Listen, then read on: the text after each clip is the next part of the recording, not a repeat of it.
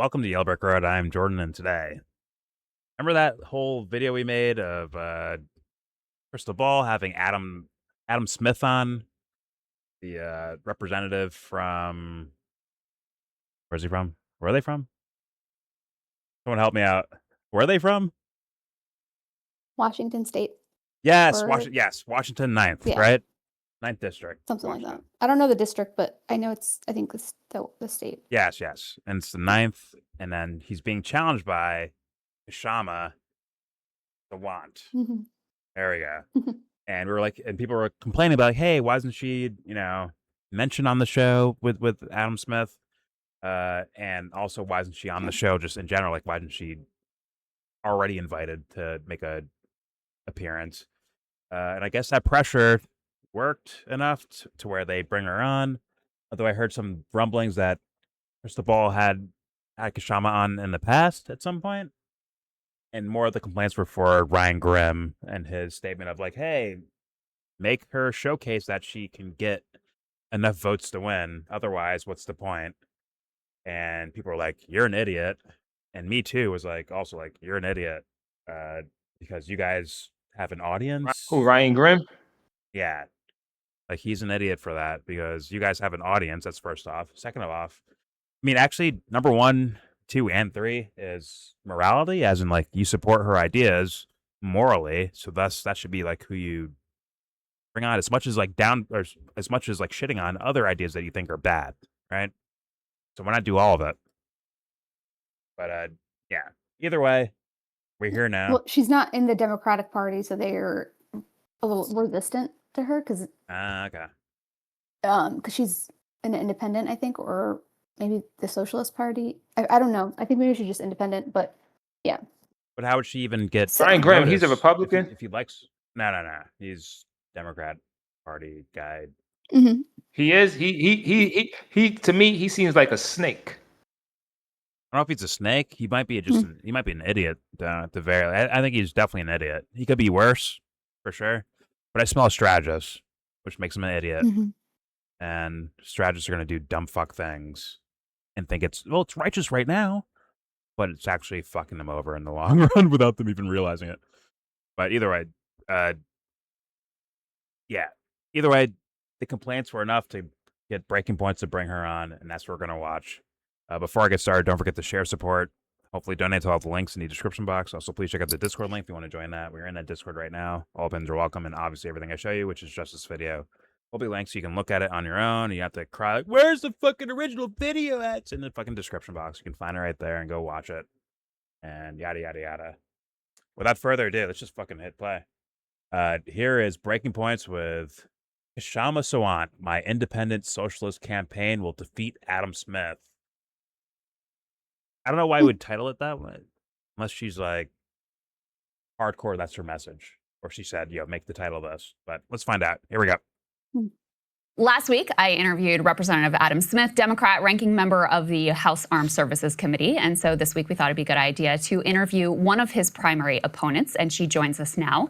That's already a weird start. We thought it'd be a good idea to interview one of I thought it was the internet yelling at you guys, but that's okay. All right, here we go. It'd be a good idea to interview one of his primary opponents, and she joins us now.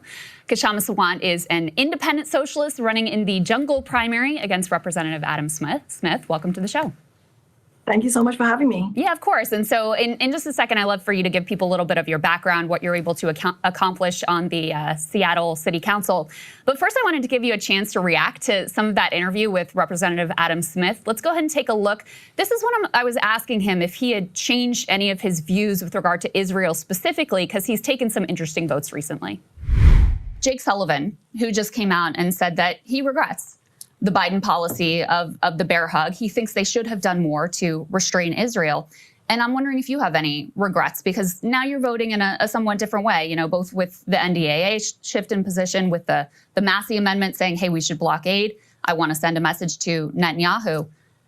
At the peak of the Gaza onslaught, you had a complete siege. You had entire neighborhoods that were leveled. They created the largest population of child amputees. Do you have any regrets about your votes during that time period? I don't, because everyone forgets about October 7th. Everyone forgets about what Hamas and Hezbollah and Iran have That was done. a crazy And answer. their desire is to wipe out the state of Israel and all the Jews living there. Is that not? That's not That's true. in Hamas's charter, and Hamas is still extent. They're still doing that. I don't like the way Israel decided to defend themselves, but the solution being proposed is, and this is the consequence of what What? you're saying is, sorry, Why are your glasses we so had this thick? idea back in 1948. We were going to give you a state, and that way you could protect yourself against all these attacks. Didn't work out, so. So just a It's kind of like, sorry to just go back to that, although it's not about Adam Smith, but it's like, because they hypothetically might start killing innocent people, we're going to let these guys actually kill innocent people as a, just in case of the hypothetical happening. Like, interesting. Very interesting. And blatantly, not sounding so like an authentic answer, like hey, I thought about this answer. It was more so of maybe like an auto response type of thing, which should be spooky enough. But let's hear Kshama's response. Here we go. That way you could protect yourself against all these attacks. Didn't work out, so. So just so people know, the way that things work in Washington is kind of similar to California. Everybody, regardless of their political party, runs in this jungle primary, and then the top two move on to the general election in the fall. I'm curious, Kshama, what did you think of that response, and what did you take from that interview in general from Representative Smith? First of all, the fact that he reached out to you, Krystal, to do the interview itself to me is an indication of his nervousness, because he's a very, very conservative Democrat. He's a long-standing warmongering Democrat. Let's be clear, he's been in Congress for 29 years, which is longer than many of my campaign's volunteers have been alive. And he is one of the 5 remaining House Democrats who voted for the war on Iraq. And he has the blood of 1 million Iraqis on his hands. He's voted for tens of billions of dollars for genocide in Gaza. And it's really telling that when you asked him, do you have any regrets? He says he has no regrets. No. And throughout the show, he was on your show for 45 minutes. He absolutely erased the Palestinian people, absolutely erased them. He refused to acknowledge the apartheid state that they're living in. And any of the moves he's made right now to pivot away from, or seemingly to pivot away from, his blood-drenched record is, in my view, entirely because of the pressure he's feeling from our campaign. I mean, obviously, he's the Democratic Party as a whole, the establishment as a whole, is feeling real pressure from the recent victories against the establishment Democrats in New York City and Colorado State.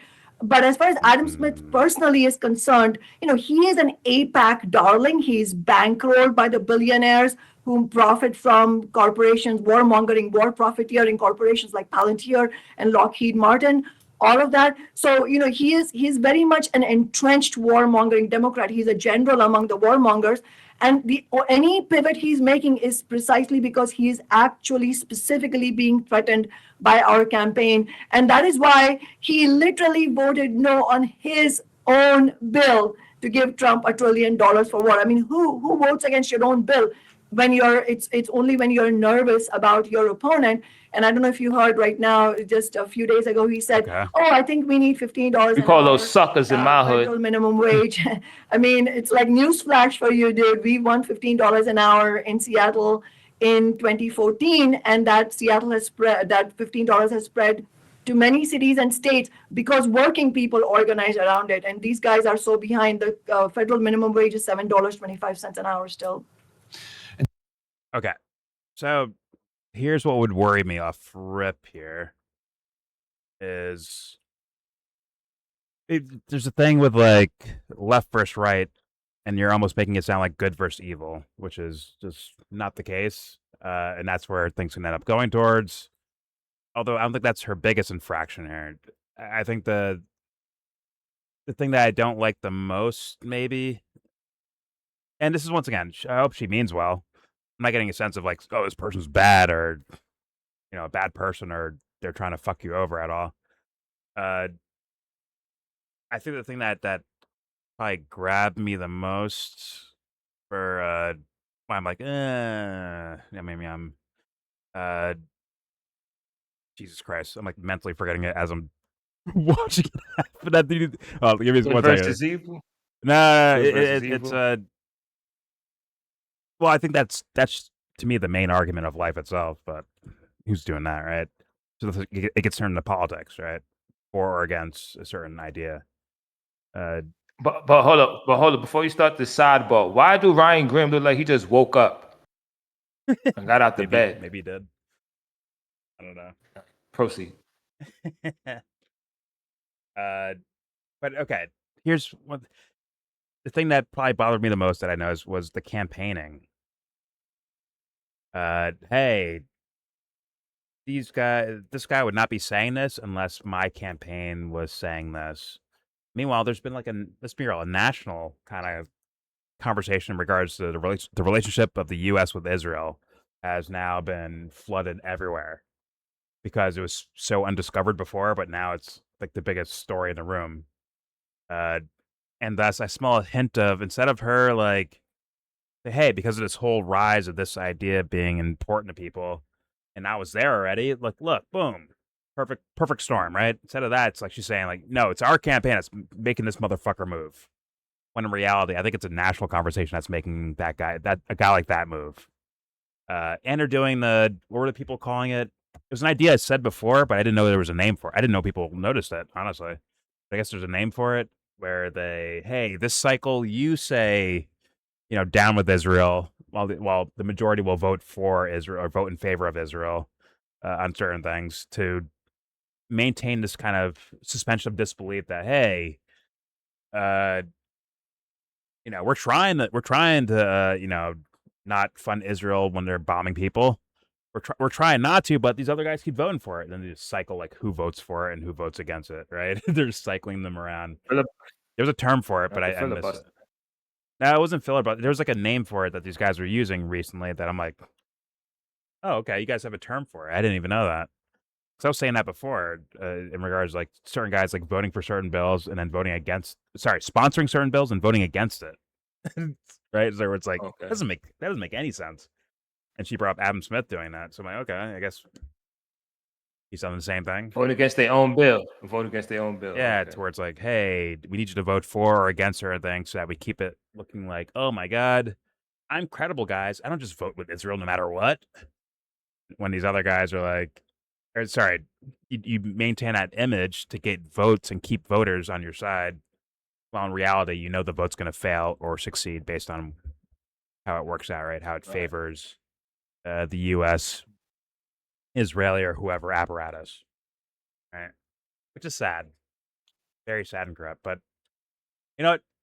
She's campaigning. Once again, I support no dishonesty at any fucking second of the day. Any second. So I hope she believes that she believes that she's taken Adam Scott down. She's forcing him to say certain things during his campaign and forcing him to show up on breaking points and explain his position on Israel because she's applying so much pressure to him. I hope she believes that. If she doesn't, got the vice grips. She doesn't, then we're in the realm of dishonesty, and that disqualifies you. As much as I've let her spank me. Anyways, here we go. Campaign. And that is why he literally voted no on his own bill to give Trump $1 trillion for what? I mean, who votes against your own bill when it's only when you're nervous about your opponent? And I don't know if you heard right now, just a few days ago, he said, oh, I think we need $15 an hour, federal minimum wage. I mean, it's like newsflash for you, dude. We won $15 an hour in Seattle in 2014, and that $15 has spread to many cities and states because working people organize around it. And these guys are so behind. The federal minimum wage is $7.25 an hour still. And so can you set the stage a little bit, tell people who aren't familiar with your career about your kind of first 2013 run and how it is that you got to where you are now? Yeah, I ran as an independent socialist in 2013. That was our first campaign. No, and I say our because it wasn't just me. It was some rest, Ryan. Revolutionary socialists who ran that campaign together. And we ran on our flagship demand of $15 an hour and also on taxing the rich. Corporations like Amazon, Starbucks, T-Mobile, these are all corporations that are headquartered in Seattle, and also for renters' rights and rent control. And at that time, I was widely mocked for calling for $15 an hour. Nobody thought it was going to happen. all the corporate media said it was utopian, but it was precisely because it was an independent socialist campaign and because we were running not on personality or personal narrative, or I wasn't running to make my own personal career. We were running very clearly on working class demands that the campaign actually won. Even though we were the absolute underdog, it was a long shot, we still won. And then after I took office in January 2014, two of the most powerful Democrats on the city council came to my office, sat me down, and said that it's all well and good that you rabble-rouse your way into the city council, but we are here to tell you that City Hall runs on our terms and you're not going to win any minimum wage, let alone 15. And less than 6 months later, we had won $15 an hour. We made Seattle the first major city to win 15. And the way we did it was not by me sweet talking other Democrats or morally persuading them, but by using my office to build mass movements. And that's the basis on which we won the Amazon tax and renters' rights. And that's the same principle we're using in this congressional campaign as well, to end all military aid to Israel and to win free healthcare. Well, I hope you're. Okay. But I hope you're morally sweet talking whoever you talk to. Sure, your strategy might be something different for how you get whatever done, which I'm sure I'll have some sense of problems with it to some degree with some things. Not saying necessarily that, but some things I might have problems with, but morality should be there 24/7, period. It's not a, hey, put morality aside to do this thing. Because that's not, in my opinion, not going to work out too well, especially when you see what can happen from people behaving in the world. I know they only see what their box they live in. They may not see like the spread that happens afterwards, the ripple effects of actions, right? So, yeah, hopefully you're carrying your morality with you when you do these things. But okay, fair enough. Mass movements, got it. But they can't just be asleep, right? They have to actually believe in what you're doing. They can't be, they're numbskulls. You'll call them numbskulls, right? If they're just following for the sake of it feels good to follow you, or I mentally downloaded this from YouTube somewhere or on Reddit somewhere, right? They have to actually genuinely be following you. And I'm sure people are like, hey, nothing would ever get done if you do that. Like, well, actually, nothing will ever get done unless that is it. If that isn't it, nothing's actually getting done. It'll look like it in your sphere, but it's not actually getting done. Not actually. Only a kind of egotistical material sense of things happening, most likely. But all right, let's apply that. There we go. So after that victory, you then had the 2015 and 2016 Bernie Sanders campaign, which led to this kind of influx in membership for Democratic Socialists of America. And if we can put up F4, people can see the chart here. You know, it ticks down a little bit, and then boom, you see the campaign of New York Mayor Zohran Mamdani, and you see DSA membership surging again. He effectively, challenged 3 incumbent Democrats in New York City, knocked 2 incumbent Democrats out, knocked out the kind of head of the Brooklyn party, who was backed by the outgoing incumbent. Then about Brooklyn, what happened, son? Out in Denver, Colorado. They have knocked out the kind of head of the Brooklyn party, who was backed by the outgoing incumbent. Then the DSA wins in Denver, Colorado. They have a couple campaigns coming in Michigan as well, Detroit in particular. But talk to us a little bit about what your view is of DSA, which has become the kind of big story.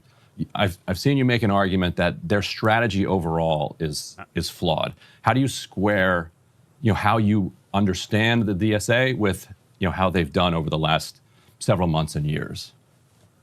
I think it's really, really important what's happening. I agree with you. These are historic defeats of entrenched Democrats like Adriano Espaillat and Diana DeGette, in New York City and Colorado, respectively. I mean, these were seemingly invincible Democrats, incumbents, and they were defeated. And it is a decisive repudiation of the Zionist agenda, of the pro-billionaire agenda that the Democratic establishment subscribes to. And it's really crucial because it is in the context of the Democratic and Republican parties, in my view, and this is part of the difference of strategy. Faster than Bone Thugs. What the fuck? Analysis that I have from some of the DSA leadership, which is that, in my view, the Democratic and Republican parties both are together are the two most powerful parties of global capitalism. And but the recent primary victories of the Democratic Socialists of America shows that, first of all, that tens of millions of working class people in the United States are angry. They are really angry at the status quo. They're angry about the genocide in Gaza, about the forever wars. And many of the people who voted for Trump are also angry because, remember, Trump ran on the agenda of ending the wars, and now he's become the warmonger in chief. And so there is huge anger in society. And so it's not a coincidence that you have Trump having very low approval ratings, but so do the Democratic and Republican parties. And in this context, the opposition to the establishment's agenda is winning victories. And so it is a confirmation of the dramatic shift in consciousness.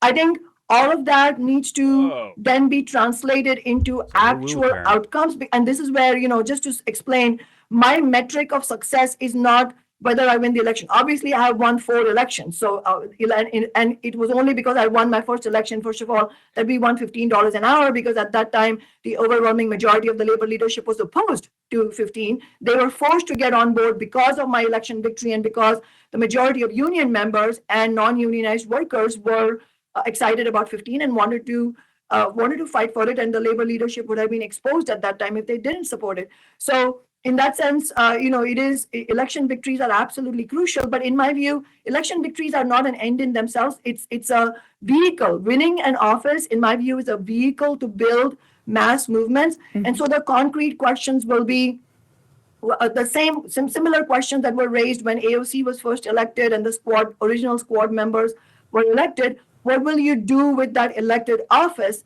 And so concretely, the immediate question that will be faced, especially, if the Democrats win the House, is will you vote for Hakeem Jeffries or some other genocidal Democrat as the Speaker of the House?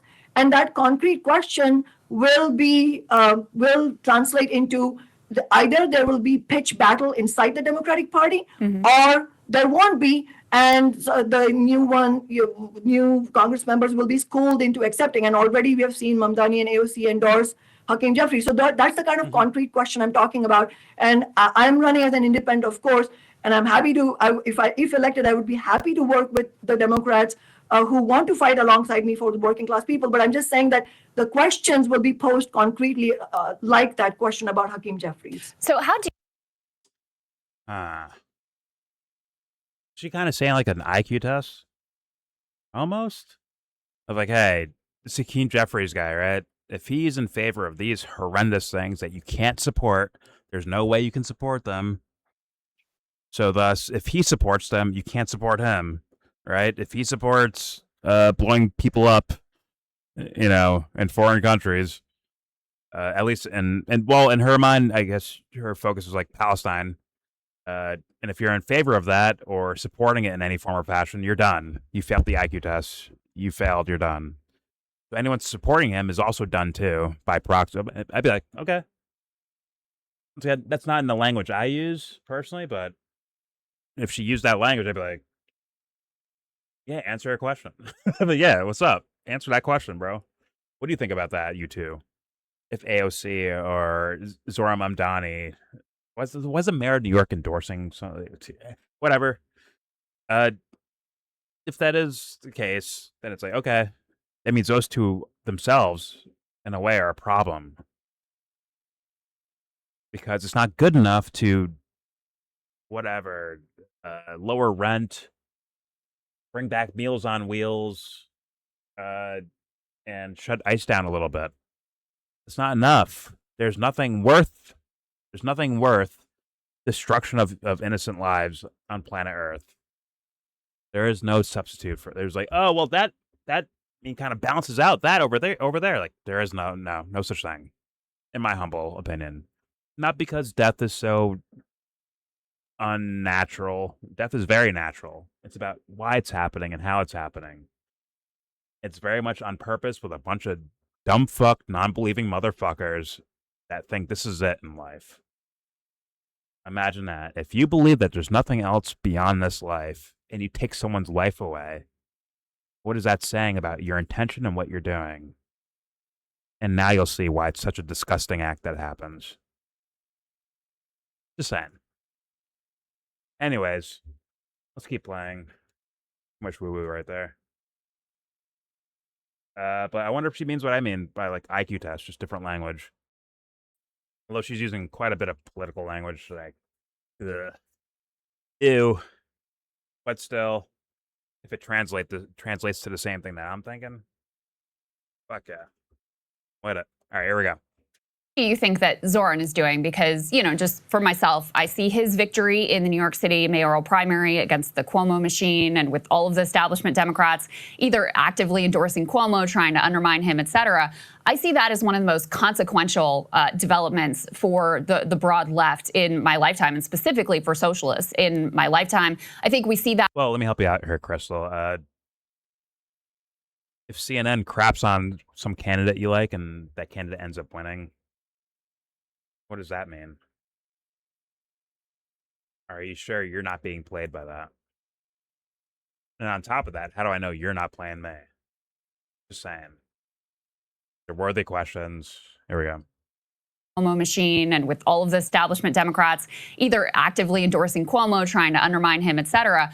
I see that as one of the most consequential developments for the broad left in my lifetime, and specifically for socialists in my lifetime. I think we see that with the way he was able to use his political capital to get some of his allies elected both at the federal and at the state level. And then to your question of, okay, well, is he delivering the goods? In terms of his core campaign promises, he really is. The rent is being frozen. The buses are getting faster. He was able to cut a deal in order to expand free childcare. So he's working on the grocery stores. So he has been. You got Meals on Wheels back. Okay. Listen, I get that. And those are within the city things, right? Within New York City. Got it. There's also Hakeem Jeffries again. And what's that guy supporting? Yeah. See how that's like, okay, you got Meals on Wheels, but now you have blown up children over here. See how that doesn't work? Right? That doesn't work too well. You're using your material mathematical calculations of how society should work, right? That can't work out. So, but all right, let's see what's said in response. The buses are getting faster. He was able to cut a deal in order to expand free childcare. So he's working on the grocery stores. So he has been delivering in terms of what his campaign promises are. If we could put F2 up on the screen. I know you've been very critical of him in the past, and I wonder if you still feel this way. You said previously you thought he was caving to the Democratic Party's pro-billionaire agenda. You insinuated he was a sellout. You said that his approach was a dead end.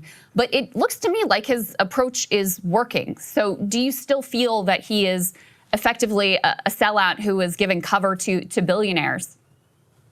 I think if you look at what has happened, I agree with you, the rent freeze and all of that. And as I've said in previous shows, for me as a revolutionary socialist, I may have differences on various questions of strategy, but as far as working class victories are concerned, I support every single victory. And for me, that is a very, I insist on a non-sectarian approach, meaning that I might have critique, but having a critique of other leaders on the left, in my view, is not sectarianism. Sectarianism is when you refuse to prioritize the interests of the working class in order to prioritize, your petty, differences or petty quibbles and stuff like that. And so, is the rent freeze important for the working class? That is, whose lives are going to be made better by that? Yes, absolutely. The question, though, in my view, is everything else that's missing.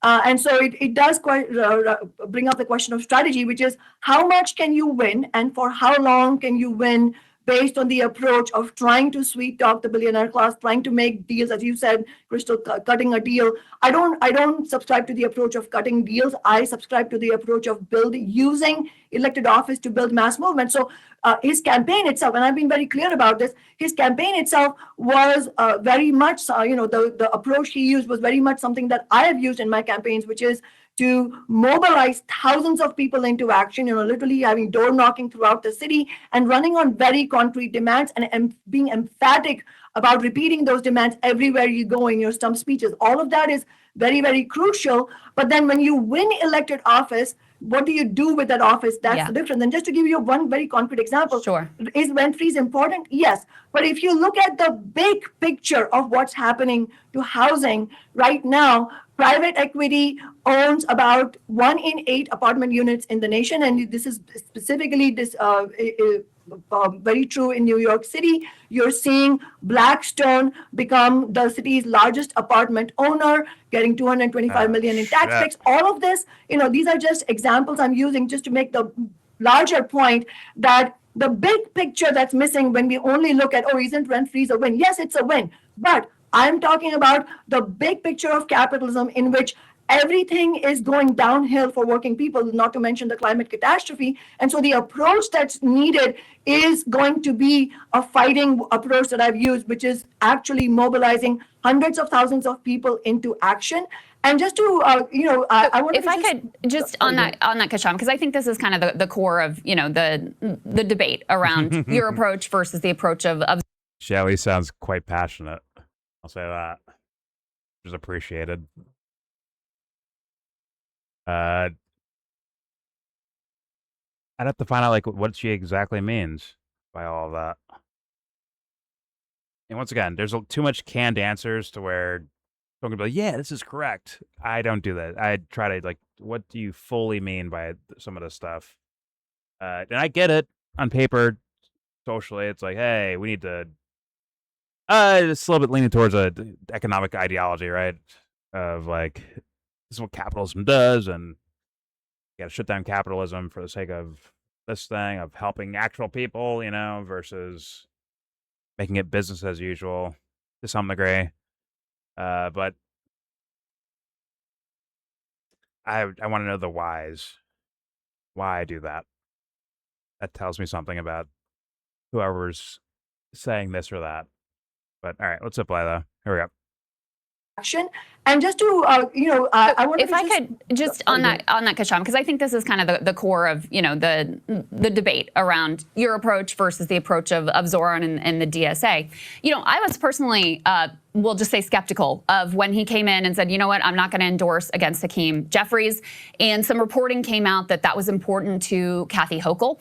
And so I was kind of critical of that. I was skeptical of that. I was like, you know what, these people, they're never going to work with you. They're going to be adversarial to you. What are you doing? Well, I think that I was wrong and he was right, because ultimately we have to deal with the reality that Kathy Hochul is governor of the state. Donald Trump is president of the United States. We would like it if that wasn't the case, but that is reality. You could say that's reality, but once again, what the other lady's asking for, what Kshama's asking for, is you hyper capitulating your entire political careers, and now you're here till you're Chuck Schumer's age. Been here forever, trying to make small gains as you quietly walk backwards with your cane, basically. And once again, Krystal's looking at she doesn't know the fucking world ends for everyone. This is where we're fucking at, isn't it? It's holy shit. If she had to lead with fully lead with empathy, she can't say these answers right here. It's too much of a risk. You can't risk it. You can't. Well, at least we get something is not good enough. Something, and for who? Apparently for your ego, because you're already sitting pretty, Krystal. You and Kyle are. You guys are living pretty good lives, I would say. Decent lives. So, I don't. It was a good idea for him to capitulate to, was it Kathy Hochul?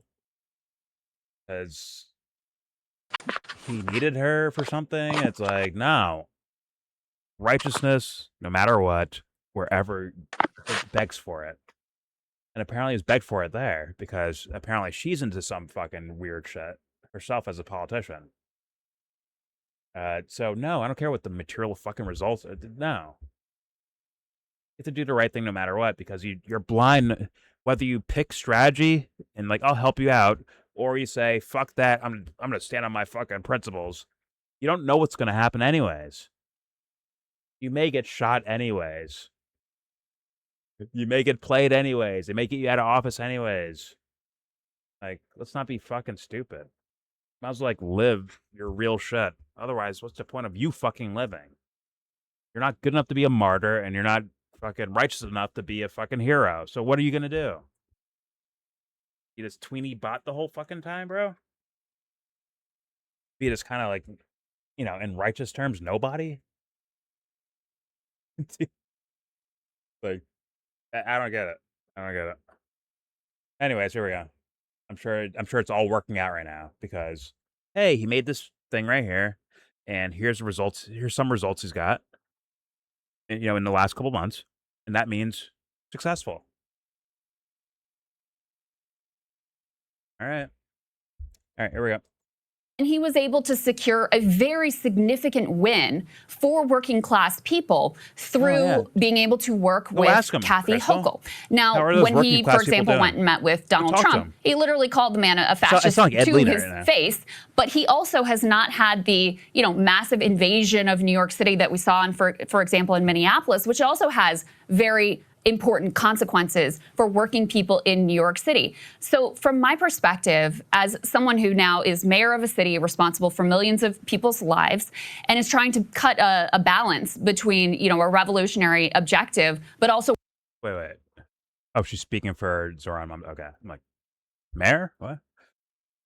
Important consequences for working people in New York City. So from my perspective, as someone who now is mayor of a city responsible for millions of people's lives and is trying to cut a balance between, a revolutionary objective, but also working inside a system as it exists, I think he's really struck that balance well of leveraging the mass movement that he built and that DSA has, but also being pragmatic and smart and getting wins for his agenda so that we can prove that socialists aren't just out there like, having a book club and screaming slogans, that they can actually be trusted with power in a city and they can actually deliver measurable, concrete results for the people there. Oh, this motherfucker. Oh, I think she's so full of shit. That's a giveaway right there. That is a giveaway, blatancy right there. I don't think I ever heard that. That was interesting right there. That's very interesting. That what she does, what Krystal does, is what she's advocating for, is to have nice slogans and a book club. But she's saying the lady who's like, yo, I'm taking no compromises here. She's the one who is apparently only slogans and a book club. Did anyone peep that at all? Anyone pick that out from what was like said right there? Isn't that fucking interesting? Can you go very back? Interesting. Did you hear that shit, dude? That was fucking like that was the most blatant. Was shit. that a diss at her? No. She dressed up she said it very nicely. She said, hey, instead of like, just being someone who's slogans in a book club, someone who gets like actual things done. Meanwhile, what are they doing? Okay, pragmatism. What are these guys doing? Okay. Yes. What are these guys doing? They're doing slogans in a fucking book club. Literally, that's what they're doing. That's what you're doing, Krystal. That's what Kyle's doing. It's like, yo, you guys are actually doing that. He's doing things for working people. Where? We're taking seriously. Okay. Grab me by the hand, Krystal, and show me the working people you're talking to about this. Please, take me to their fucking houses, Krystal. I sound like Ed Lee again. Take me to the fucking houses. Show me. This is helping for the working people. Look, they have buses that move fast. Holy Disney princess. Fuck. I mean, Dave Smith ditzy. Fuck me. Fuck my life. But that one right, that's whatever, right? Where she's like, oh my God, look what Zoran's doing. He's doing so much.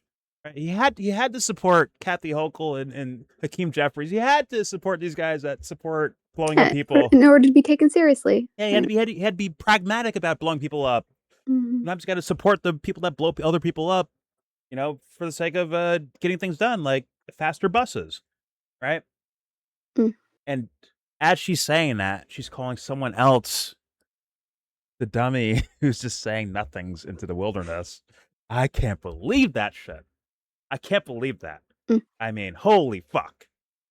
Like, you're lucky I'm not in that same fucking room. How fucking dare you say some shit like that? That's crazy. I hope it's ditziness. Mm. I hope it's not on purpose, full of shitness. I hope it's ditziness. Of like, well, she's talking to her, saying you're not going to get shit done because you're not pragmatic enough, and you're saying slogans, and it seems like she's saying that. It feels like that to me. It feels like she's directing that towards her versus someone who gets things done, like Zoran Mamdani. After this lady would say, like, hey, we got $15 minimum wage, man. We gotta be revolutionary no matter what, 24/7. Although I disagree with maybe that's in all of her ideas and all that stuff, but at least it sounds like she means it. Mm-hmm. Versus her saying, no, listen, darling, listen, that's not realistic. Okay. What you need to do is do this, follow Zoran, follow what he's doing. It's like, wait a minute, this powder puff pencil neck little fuckface, him? No, fuck out of here. Holy shit. These fucking dweebs make it here. I can't believe that they fucking make it here, don't they? I'm with that lead, man. It's all fake. It's all set up and fake. How the fuck did that idea get past that finish line where we're at right now? With all the ideas that are out there right now, right? From extreme ideas to whatever. Somehow this is still floating by? Okay. All right, I'll let it play. There we go. Although I do think Edley might agree with Krystal. Yeah, well, whatever. Sorry, Ed, if I misrepresented your ideas. But all right, there we go. I think he's really struck that balance well of leveraging the mass movement that he built and that DSA has, but also being pragmatic and smart and getting wins for his agenda so that we can prove that socialists aren't just out there like, having a book club and screaming slogans, that they can actually be trusted with power and a seat, and they can actually deliver measurable, concrete results for the people there. Well, as far as delivering concrete Well, didn't results, you just talk about all the measurable? Sorry, didn't you just talk about all the measurable results? She was talking about the Amazon thing, Yes. the $15 in 2015. Yep. Like, so. Which is why. You know what I mean? Which is why I'm like, yo, I walk in on camera like, time out. I whisper right in her ear like, she's fucked, dude. You hear that shit? Listen, I'm not going to tell you what to think here, Kshama, but just ask her to repeat that back to you again. Like, can you just say what you just said again? That's all you got to do. And as an advisor, I'd walk away. Like, all right, have her say that again in front of you. That's all. What'd you hear? It doesn't sound like we're a bunch of, just socialists at a book club, doing nothing. Meanwhile, Zoran Mamdani's out here, like, flexing, getting shit done. Like, wait a minute. Maybe she had some legit problems with what Mamdani was doing. Or him capitulating to certain people that are, once again, supporting some horrendous shit on planet Earth. Maybe that's not good enough of a standard. Why would you feel the need to endorse Hakeem Jeffries? Like, I don't get it. It doesn't make any sense. It's pragmatic. It's the adult world. Meanwhile, on their deathbeds, they're like, "Fuck, I fucked up. What was I doing? Oops. Did I live my life fulfilled? Like, did I live a fulfilled life? Did I really?" They're asking these questions, but I'm like, I already found my answers, man. I figured it out already. Like, I'm good. There's no regrets here. These fools will be, what was it all about? Like, yeah, as you're fucking people over without realizing it, you fucking dingbats. Fucking dummies. Anyways, all right. Let's hear about the measurables that Zoran Mamdani has done in Kshama's response. Here we go. Book club and screaming slogans, that they can actually be trusted with power and a seat, and they can actually deliver measurable, concrete results for the people there. Wait. Even that statement, like, so that means power can be handed down to them by someone? As if, like, you need their approval. Like, this is weird. It's kind of gatekeepy. Like, Exactly. I don't know. You should march over them, but I heard she doesn't, unfortunately. But, all right, here we go. Pragmatic and smart and getting wins for his agenda so that we can prove that socialists aren't just out there like, having a book club and screaming slogans. I want to beat up that they can actually be trusted with power and a seat, and they can actually deliver measurable, concrete results for the people there. Whoever helps her tan. Well, as far as delivering concrete results, I mean, just to say that we through a totally different approach than Mamdani, we were able to win the. We were able to make Seattle the first major city to win $15 an hour, and actually now Seattle has the nation's highest minimum wage of $21.30 an hour. We won the Amazon tax, which is hundreds of millions of dollars every year, defeating Jeff Bezos in a city of around less than 800,000 people. And we won a whole host of renters' rights in such a way that the corporate landlords, by their own admission, you weren't even elected, could not were you? win in the 10 years that I was in office. And so as far as winning victories for the working class is concerned, I mean, these are massive historic victories that came from one elected office on, as an independent socialist, with all the other people being Democrats. And I mean, city council with respect, yes, can I just respond to you? With respect on that, though, it doesn't seem that model has been replicable. I don't take anything away from you in terms of, we've talked before, we interviewed you back in Rising Days, She's winking and nodding at the audience saying, this is not realistic, guys. It's not doable. It's not doable. Yeah, she's here. She's playing defense for the Democratic Party. I'm sorry. Like, sorry. Like that's what I'm seeing. I don't know if that's replicable though, that's not to take anything away from you. Like, excuse me? It's like, I know that happened, but like, is it actually doable?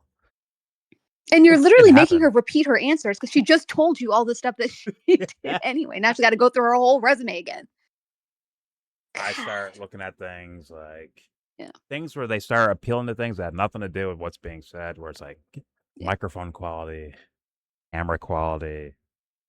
How much money do you have? How good is your tan, huh? Kshama, how good is your tan? Like, I swear to God, that one statement right there by Krystal might have woke me the fuck up in regards to these fools. Where I'm like, what the fuck is that questioning? What is that? After she said that shit already, now you're like, that's fucking. It's now like she's bizarre. like, no, there's no need to state your greatest hits. Like, we just don't know if they're replicable. That's literally what she's saying. I don't know if it could be repeated. Is it replicable? Like she does like the smile with the nose thing, like the fake smile, like the Yeah, exactly.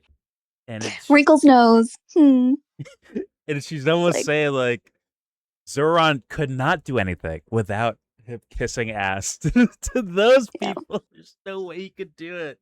He's like, no, I did it. Well, I mean, it is fucking Seattle. Ugh. Whatever. Okay. I meant like something like realistic, huh? But yeah, shut the fuck up. I want to beat your Tanner up. Fuck. Don't take it out on Shelly. Fuck me, dude. Don't make me want to like punch Kyle. I know he's a dweeb. It'd be unfair. Don't make me want to punch him, okay? All right, here we go.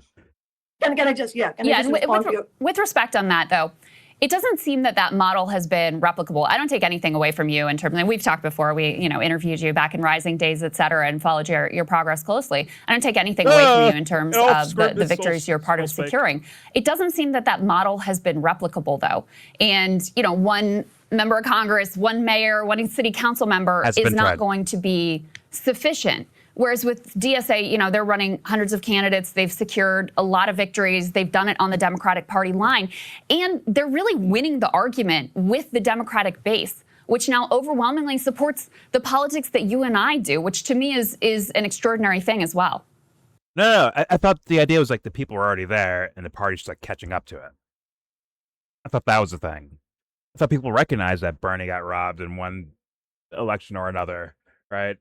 Or some of these things look faulty, or some of the ideas you cried about that the Democratic Party capitulated to in words but not in action. I thought people are already ahead of them. Like, people are already there, but she's blaming people and not looking at the politicians like, man, we have to really like kiss ass with these guys to get shit done. But the people, you guys need to grow up. You people out there, you regular people that don't have tanners like I do, better wake the fuck up, all right? It's your fault. Although they are part of it. They're part of it, but maybe not in the sense of this political world that she's talking about. I have a problem on an existential level with people like working on themselves in psychology and philosophy and spirituality and all that stuff. But in the world of politics, on paper, these guys have been crying and begging for something else to happen besides what they get. normally. Just saying, like, in fact, they want something to be actually excited about. It seems like, politically speaking, like in the world of politics. But whatever. Okay. I mean, I could just be dumb about this. Here we go. And they're really So winning the fascinating. argument with the Democratic base, which now overwhelmingly supports the politics that you and I do, which to me is an extraordinary thing as well. Obviously, the Democratic base supports it, but the Democratic base supports us too. I mean, I would not have won a single election had the majority of people who vote Democrat otherwise had also not voted for me as an independent socialist. As far as the base is concerned, yes, but that's not the question here. The question is what strategy works as far as the political establishment and the billionaire class is concerned. And you say that Mamdani and the DSA leaders have been leveraging mass movements, and I don't agree with that. They haven't been leveraging mass movements. In fact, they've been doing the exact opposite. And just to give you a concrete example, as far as Kathy Hochul is concerned, Kathy Hochul's back has been against the wall, had been, and so far, especially with the rising consciousness and the anger against the Democratic Party. So in my view, the job of socialists is not to help rehabilitate the political reputations of politicians who are widely exposed as sellouts, as arch-Zionists, as pro-billionaire politicians. And I would certainly not have done what Mamdani did, which is endorse Kathy Hochul in the midst of the New York City nurses strike at the same moment that she was writing executive order after executive order, helping the hospital bosses hire scab nurses in order to undermine the nurses strike. So in reality, it is our job to go much, much farther because capitalism is a ruthless system. This is class warfare against us. And we have to fight against that and make sure that we are exposing the politicians even further. Our job is not to forge a progressive alliance. Some sort of private alliance with Hochul. Similarly, with Hakeem Jeffries, we have to actually push back against that. And right now, the establishment is feeling the heat. And so at this moment, we should not be helping them. That is the part I disagree with. We should not be helping them. We should be going all out. And you know why? And I want to quote a political article here, which is saying it from the establishment side, but it's making the same point that I am making, which is that the capitalist class and their representatives, they are extremely malleable. They will try and adapt to find some way of continuing to survive despite the waves of revolt that come in every era. And our job as revolutionaries is to push back against that. And, they say that every movement becomes the establishment at some point. A lot of the elected officials who are in office now were once part of a movement. This happens every 20, 30 years. It's not a bug, it's a feature. So of two-party politics. So that's this guy from the Democratic establishment recognizing that, we need to present a different presentation in order to quell the revolt and so on and so forth. And I'll tell you one thing, you can maybe win rent-frees with the approach of trying to sweet talk the billionaire class and their representatives, but you're certainly not going to win the big ticket items that working people need, which is universal public health care in actually dealing with the climate catastrophe and all of that. If you look at the history of how universal healthcare was won in nations like Canada and in Western Europe, it was absolutely because of the kind of approach that I'm using, and especially building new parties for the working class. Like, for example, in Canada, the universal public healthcare happened only because of the launching of what was called the Cooperative Commonwealth Federation, or the CCF, which was a new party of the working class, them winning victories in Saskatchewan, and them building public healthcare in that province, that becoming really popular, and the rest of Canada, working people in Canada clamoring for it,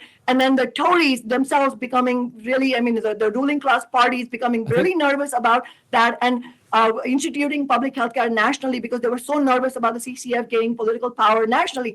And the same thing can be said about nation after nation in Western Europe. Those big victories that really changed people's lives were won only on the basis of a militant fight back. And that's also true of the New Deal. The New Deal was not won because of somebody making deals with FDR or whatever, or FDR making deals with the capitalists. The New Deal was won because of the 1934 Minneapolis general strike and the auto sit-down worker strike, and an actual revolutionary mood in U.S. society, which really put the scare on the capitalist class, and they both were forced to concede. And so it's our job to rest those concessions and not help in rehabilitating the political reputations of the sellout politicians. I think that's the stuff. Yeah.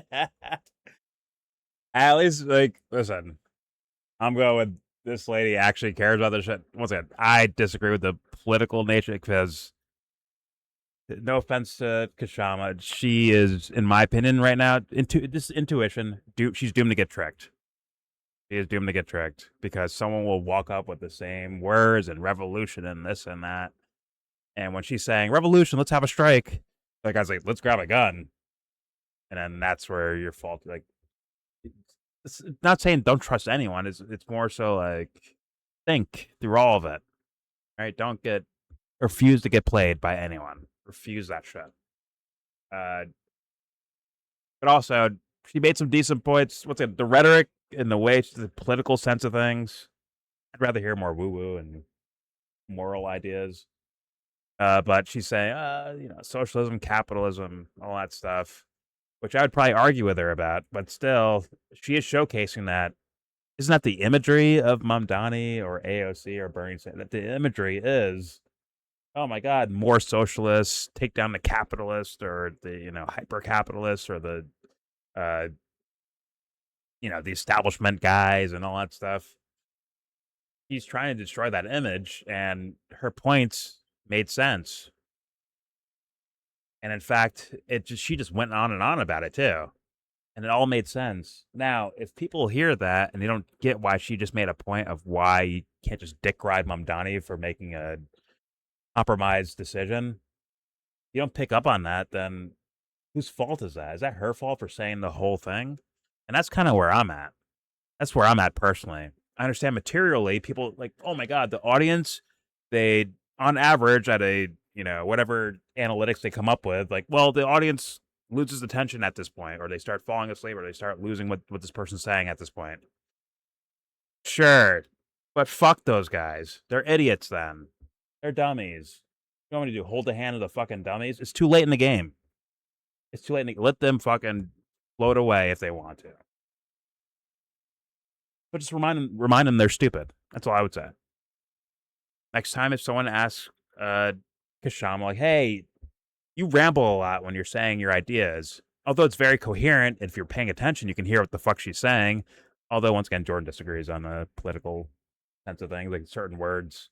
And what does she mean by that? I have questions about that. But the point she was making about Mamdani makes perfect sense to me. I get that.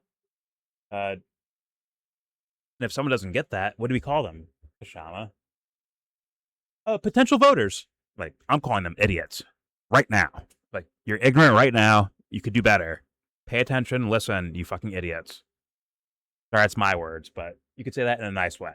Like, well, they're not paying attention then. And if they don't pay attention to things, what do I do if I say, hey, there's that's a snake pit over there you're about to run into? It's not a lake. That's a snake pit. You're not jumping into a lake to go swimming with your friends. You're about to jump into a snake pit. Don't do that. Fuck you, bro. If they don't listen, like, what do I do? What do I do? All I can do is warn them and warn them and warn them over and over again. That's why I don't mind her. Just she went off. She rambled. It wasn't rambling like incoherently. It was like point on the political level. Point. And here's why I make sense, and this other motherfucker doesn't. And they have no fucking words for it. There's no way you could just say, okay, let's move on. You can't just do that. You can't concede. You just made a point, Krystal, demeaning everything she was talking about before. You demeaned all of it. She just gave you a rebuttal that makes perfect fucking sense. Respond to that, please. Or Ryan Grimm, if you're going to join the call too at some point. Let's find out. Let me reset real fast and I'll hit play. But it's like, it's incredible. Very telling. Very telling to me. Krystal, you should have so much smoke for this. You should be like, yo, Ryan, shut the fuck up for a second. I got to respond to this. You should be doing that. That's called passion and caring. You know what I'm saying? That's called. Anyways, here we go. Help in rehabilitating the political reputation of the sellout politicians. I think that history is all accurate. I think the part that I'm confused about is why it wouldn't also apply to the strategy that DSA is undertaking, for instance. Like, if you compare... Why are you forcing us to be like, DSA is good, but they are good though, right, guys? They're doing all right, right? Why are you trying to force us that direction? Fuck. Like, would you do this for her? I'm not sure they would. you're saying you guys believe in the same ideas and all that stuff. Why wouldn't you push her too? Or why wouldn't you? Would you do this? Would you protect her in the same scenario? If someone's like ranting away about how fuck this Kshama Sawant lady, fuck her, right? And they rattled off whatever factoids or some shit about her. Would you do the same thing? Would you?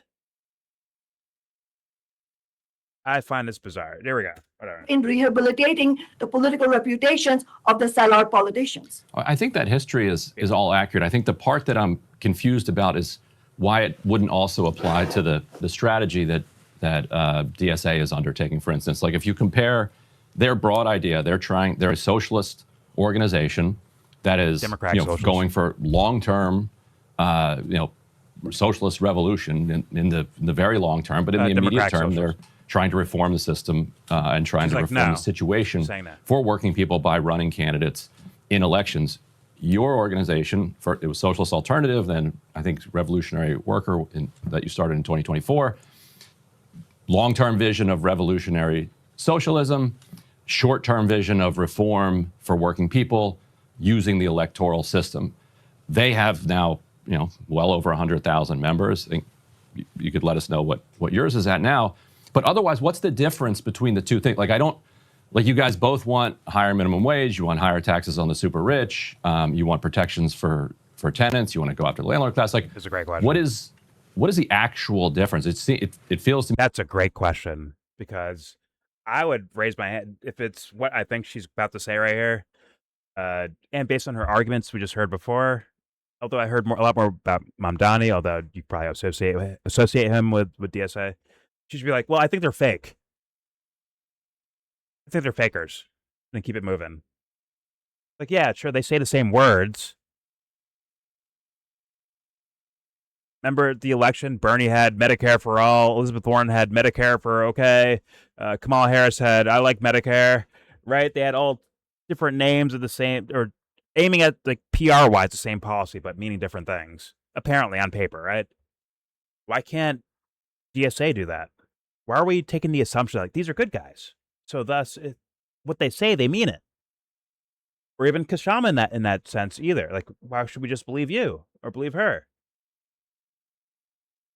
I mean, how many times have you been fucked, Ryan Gray? If you're for real, how many times have you been fucked by politicians at this point? How many times?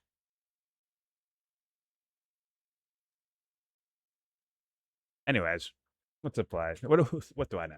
Here we go.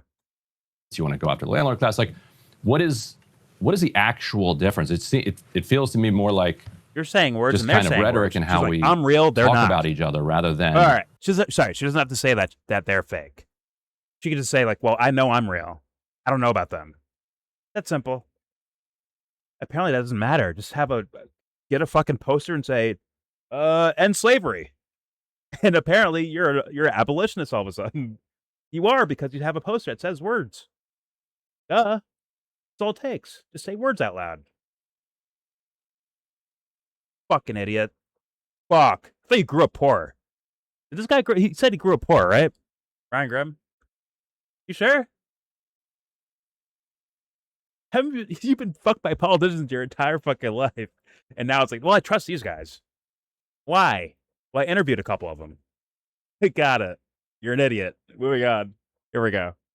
More like just kind of rhetoric and how we talk about each other rather than something substantive. Like what am I missing? Like, what's the fundamental revolutionary difference between your approach and what he just said that right there? Like, oh, you're just a hater. You're just a hater. You know who you hear that from? Fucking idiots that don't have answers for what you just fucking said. I mean, in every arena. Well, actually, LeBron James, he shoots like 32% from mid-range, so he's not a really good jump shooter. What are you, a fucking hater? No, I just told you what happens. What happened in real life. I just told you what happened. Why are you going after LeBron for? You know, Michael Jordan, he missed a lot of jump shots too. Like, what? It's like I'm just talking about the thing in front of me. Like, the fuck?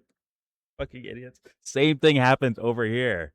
It sounds like you're just complaining a lot, or you're just a hater. That's what Ryan Grimm is saying in words to her. That's what I'm hearing. Because you guys believe in the same thing, don't you? And this is so fucking exposing of these motherfuckers, man. So fucking exposing. Thank God for IQ tests. Thank God nature exists. There we go. What is the actual difference? It feels to me more like just kind of rhetoric and how we talk about each other rather than something substantive. Like what am I missing? Like, what's the fundamental revolutionary difference between your approach and what they're doing? Well, I don't actually believe that the DSA leadership, or at least the part of the DSA leadership that we're talking about, actually agrees that capitalism needs to be overthrown. That is why they go around saying things like, we want to govern capitalism. I don't want to govern the capitalist system. I want to overthrow the capitalist system. That's not their view. If that was their view, and if, they can speak for themselves, but I don't think so. But if that is their view, then they're going about it in exactly the wrong way, because a big part of the task of revolutionaries is to actually expose the role that is played by the representatives of the capitalist system. Because, a lot of times people are clear about, well, is Jeff Bezos on your side or not? Of course, he's not on your side. And even that, sometimes it's not clear. But certainly there's far more confusion about the spokespeople of the capitalist system, including the Democratic Party and even the Progressive Democrats. So if you look at how, for example, one of the leaders of the New York City DSA recently responded about, do you think Chuck Schumer, what do you think about Chuck Schumer? And she says, well, I think generally I'm not opposed to him, but this and that. That is the type of thing that you should not be saying, because you have to oppose just somebody like Chuck Schumer. You have to oppose somebody like Hakeem Jeffries. So if you're going... Kshama, do you think the problem with Chuck Schumer and Hakeem Jeffries is capitalism? Holy fuck. God, dude. We are so fucked. They think it's economic systems in the way, like, that's why they're so this way or that way. Oh my God. Do you see what these guys do for like a living? You see the bounds they're willing to go. Once again, there's situations that eviscerate human beings. From whether you're sensitive to all innocent life or all life itself, or you're sensitive to like, oh my God, it's women and children, whatever the thing that you're sensitive to. Or either way, it's like there's no way you could be like, yeah, I'm okay with this. There's no way you could be like that and walk away saying like, well, I mean well. There's no fucking chance. That's hard to believe. That's very hard to believe. So. Capitalism? That's your biggest problem here? Is that they're capitalists? Oh no, they're willing to kill for profit. What is that? Are you willing to kill for profit? Like, do you accept profit? Maybe she doesn't accept profit. I don't know. Does she accept, having a house versus not having a house? Or, setting a dwelling versus not having one? Let's call that profit. Now, would you murder a whole family to get that house? Or that, dwelling? Would you? If your answer is no, then you're different than Hakeem Jeffries and Chuck Schumer. Way different. So thus your problem's a lot bigger than that. And I'm sure the other team, the other side of things, right? If she's on one extreme, in a way, extreme, I don't mean to call her extreme, but if she's on one side of the thing, and you have these other guys on the other side saying, oh, no, it's not, listen, capitalism, no, that's not the problem. It's not even socialism. It's Judaism. That's the actual problem. It's Jews. They're the actual problem. That's my problem with Hakeem Jeffries and Chuck Schumer. Chuck Schumer's Jewish, and Hakeem Jeffries works for the Jews. So that's my problem with it. And it's like you're getting fucked, hyper wrong, fucked answers no matter which side you pick. That's where we end up at, and thus we get nowhere. The only fortunate thing I'm seeing here right now is that my intuition hopes that this lady means it when she says it. The way she's just rattling shit off, like with no filter, I hope she's for real. Even if I disagree with her, I hope she's authentically, wrong in my opinion, but right in her world. Correct in her world. All right. I hope. But anyways, all right, let's hit play. Mom Donnie screams like a plastic doll. Just being honest. And Ryan Grimm and Krystal Ball. Ew. Smell you a mile away. Ew. You fucking rats. Ew. Here we go. this and that. That is the type of thing that you should not be I gave a saying chance too. because I wouldn't say no about them you before. have to That's some oppose ratty shit I just somebody heard. like Chuck Schumer. You have to oppose somebody like Hakeem Jeffries. So if your goal is long-term revolution, how on earth is that going to be achieved by actually being in a solidarity with the representatives of the capitalist system? Look, the capitalist system does not work in that way. The capitalist system is class warfare against the working class. That's that's the, it's not because I'm saying so, that is so. And so a lot of these approaches of, let's make deals with the Democrats, all of this is presented as 4D chess, but it's not 4D chess. Ultimately, it is a sellout of the working class. And we have been through this over and over again. And at this Now, I have said that exact thing. Where they're doing trust the plan shit. Right? Except it's Democrats or Democrat candidates or progressive guys instead of, the Trump fans or MAGA. But all right, here we go. That is so. And so a lot of these approaches of, let's make deals with the Democrats, all of this is presented as 4D chess, but it's not 4D chess. Ultimately, it is a sellout of the working class. And we have been through this over and over again. And at this moment, it may not be clear to some people, but in reality, it is pointing to exactly the wrong way. And as far as you all saying that this model has not been replicable, that is because it is very hard to do what I'm doing. When you do what I'm doing, it makes you enemy number one of the ruling class. And that is what many of the gatekeepers, many of the leaders of DSA and others, they don't want to take on, because on a personal level, it makes your life very, very hard. But that is precisely the approach you need, let alone revolution. That is the approach we're going to need in order to win universal public health care. And so I don't agree with Ryan that this is just a historic point of view. This is not something historical artifact. Today, we need to win universal public health care. Today, we wake need up, to end Ryan. all military aid to Israel. Today, we need to end, to have a permanent arms embargo in Israel. How is that going to happen? I mean, Krystal asked Adam Smith the question, why is the Democratic Party even passing an NDA? Right now, the question that any of the DSA Democrats should be asking is, why are the Democratic Party even passing any, let alone co-authoring like Adam Smith, why are you passing any or approving any kind of 1 red cent for war funding, aside from veterans and from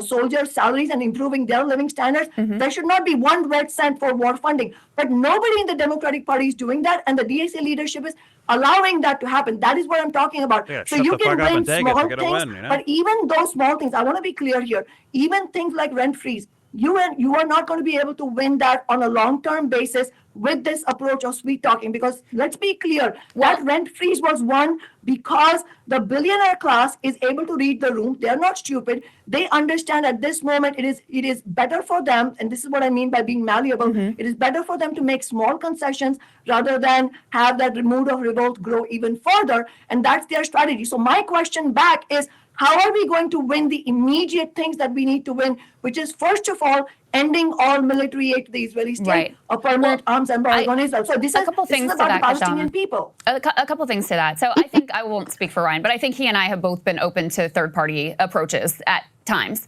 And I've just looked at the track record, and I compare, for example, the impact of a Jill Stein presidential campaign versus a Bernie Sanders campaign. And first of all, Bernie came way closer to winning the White House than Jill Stein. And second of all, even though... Let's you keep it simple, Kshama. Say, hey, do you endorse me or Adam Smith? Right now. Don't take time. Don't take a week to answer. Right now. Who do you support? Who do you pick? Let's say she picks Kshama for the sake of, I'm on TV with you, right? Like, hey, man, what if you needed Adam Smith for whatever, the same thing they need Hakeem Jeffries for, right? Michigan fist? Whatever they need. No. And watch it. Whatever, let's say they need Adam Smith the way they need Hakeem Jeffries because of whatever reason, right? You then endorse against me as you're talking to me. And don't fucking lie either. I will find your tanner and beat the shit out of them. Tell me. I will find whoever runs that spot. Because her tans ain't real, okay? She's going to a tanning bed, bro. She's not going outside, okay? That's right. That's why. So, yeah, like be upfront and honest. Are you capable of that? Does your material, political, results, do they depend on you being honest or not in the moment right now? Like, fuck these pleasantries, man. Someone's got to be like just honest with these motherfuckers, man, to find out if they're for real. Because for me, they're failing so hard with their questioning, the way they're going about it. Hey, DSA has slogans like you have. They're the same thing. Meanwhile, like, didn't you just hear her saying, like, yo, they're not actually doing the things that I'm doing. They may have the slogans, but they're not actually doing it. And I don't know if Kshama's afraid to do so. I don't know what the fuck. Let's just give her some time. Let's hear where she compares this lady who, once again, said she got some things done, right? She said our thing is the highest minimum $15. wage in the nation, right? $15. It's up to $15. 21 something. Once again, not saying that's my biggest victory, just saying, like, she said that. And you're not disputing it, so thus you did get something done. But now you're comparing her to who? Jill Stein? As she runs for once again, the Washington 9th District. She's now Jill Stein. Okay. Not running in the general election, apparently. It's almost like you skipped where she's at on that level, or where Zohran Mamdani is, right? Where it's like, he already won. He made office. He's there. Why is he capitulating to Hakeem Jeffries or anyone else? Why is he doing that? He already won. He's not Jill Stein. He won. He's in office in the biggest city in the fucking world, or one of. I'd say it's the biggest, probably. One of. I'd probably say the biggest. One of. New York City is probably, like, let's be honest, #1 city in the world. Anyways, What? The biggest city? I think it's like the #1 city in the world, where it's like, that's that place. If you want to talk about like marketing and stuff like that, Marketing, Wall Street, sports, culture, all of it. New York it is what it is. It is what it is. But all right, here we go. The Jill Stein presidential campaign versus a Bernie Sanders campaign. And first of all, Bernie came way closer to winning the White Bernie House was than closer? Jill Stein. And second of all, even though he didn't win, I don't think any of us, and I know you backed him in 2016 and again in 2020, I don't think any of us could deny the impact that his campaigns had in opening the eyes of an entire generation, in helping to motivate some of the very candidates who are now running for and winning office, and helping to build out DSA, even though he wasn't directly a DSA member, as an organization that has a real membership and real organizing power. He's doing a lot of the things that you're talking about here. So just he also supported like kill lists in the Middle East and stuff like that, and that's a no-no. That can't happen, right? Now that the public, not because of Bernie Sanders, but because people have the internet, they woke up to the idea of Gaza, right, and genocides that are happening around the world and U.S. military action. Because they woke up to that, now we have to scorch Bernie Sanders instead of holding him up as a hero. Maybe complain about the millionaires and the billionaires, but he didn't do too much when it came to blowing people up. So thus, we need to actually scorch him. Logically, that's what you're saying, but of course she can't go there. And once again, fuck her Tanner up. Here we go. Even though he wasn't directly a DSA member, as an organization that has a real membership and real organizing power, and is doing a lot of the things that you're talking about here. So just from a pragmatic, which approach has worked better perspective, the two most consequential to me things that have happened for the left, which give me the most hope right now about winning exactly the sorts of policy victories that you and I would both like to see, are Bernie Sanders' campaign on a Democratic line and Zohran Mamdani's campaign on a Democratic line, and now the movement of DSA and DSA-aligned candidates who are running on the Democratic line. You mentioned the FDR example earlier. I think you want certain ideas represented, but you want them actually represented and not just a potential trick. Let's be honest. There's a lot of people thinking man, we got fucking played by these idiots. Maybe not the college kids that are just finding politics, enjoying DSA. Maybe they're still locked in. But there's time's going to pass to where people are, I know, once again, and even Bernie's doing a reset of his character when it comes to warfare. Where it's oh my God, Gaza, it's really bad. Waits till Biden leaves. Now it's a genocide. Yeah, And now it's a Is genocide. Bernie Jewish, right? Bernie's He Jewish, is. right? He Okay. is. Actually, he's a pretty big defender of Israel if you follow his track record, actually. But once again, he reworked it for this newer time period where probably younger people that are watching Breaking Points will not fucking know about other shit he's done foreign policy wise. Or his advisor, Matt Duss, who also had another PR remake over through Hassan Piker and others. The Democracy Now! Is another one. Yeah. Chet nephew, what's his name? Shank nephew. Yes. Yeah. Cenk Uger's fucking nephew, but yeah, they're idiots and or worse. Probably worse actually, definitely with Cenk. But it's like, sure, you could say, like, look at these wins we got, but it's like, in regards to what? Well, look, at least someone said Gaza was bad. Like, that's your win. Gaza's still the genocide in Gaza is still fucking happening right now. It's still happening, by the way. It is still happening. And it's like, I guess we got people that can say Gaza's bad out loud. That was our win. Comes Iran. I don't know how many fucking statutes and papers and policies they've been throwing up here or there. We're still at war with Iran. That thing, what was the thing years ago with the let's end U.S. armament of Saudi Arabia in their genocide against Yemen? Well, guess what? They're now fighting Yemen again. It's like Somalia has been bombed the entire time. No one gives a fuck about that. None of these guys gave a fuck about it, at least. It's just on and so forth. The list keeps going on and on of the behaviors that these guys have looked past that apparently me, with no resources, no assistance, no team, no staff members, somehow found this information, but they didn't. Somehow. I guess they were busy looking at, hey, how fast can we make bus stops go by? They're too busy with that, so they missed out on, once again, their friends in office bombing children, old ladies, old men, grandpas, aunties, uncles, parents, siblings, friends, enemies, all being fucking killed all in the same time period in different countries across the fucking world.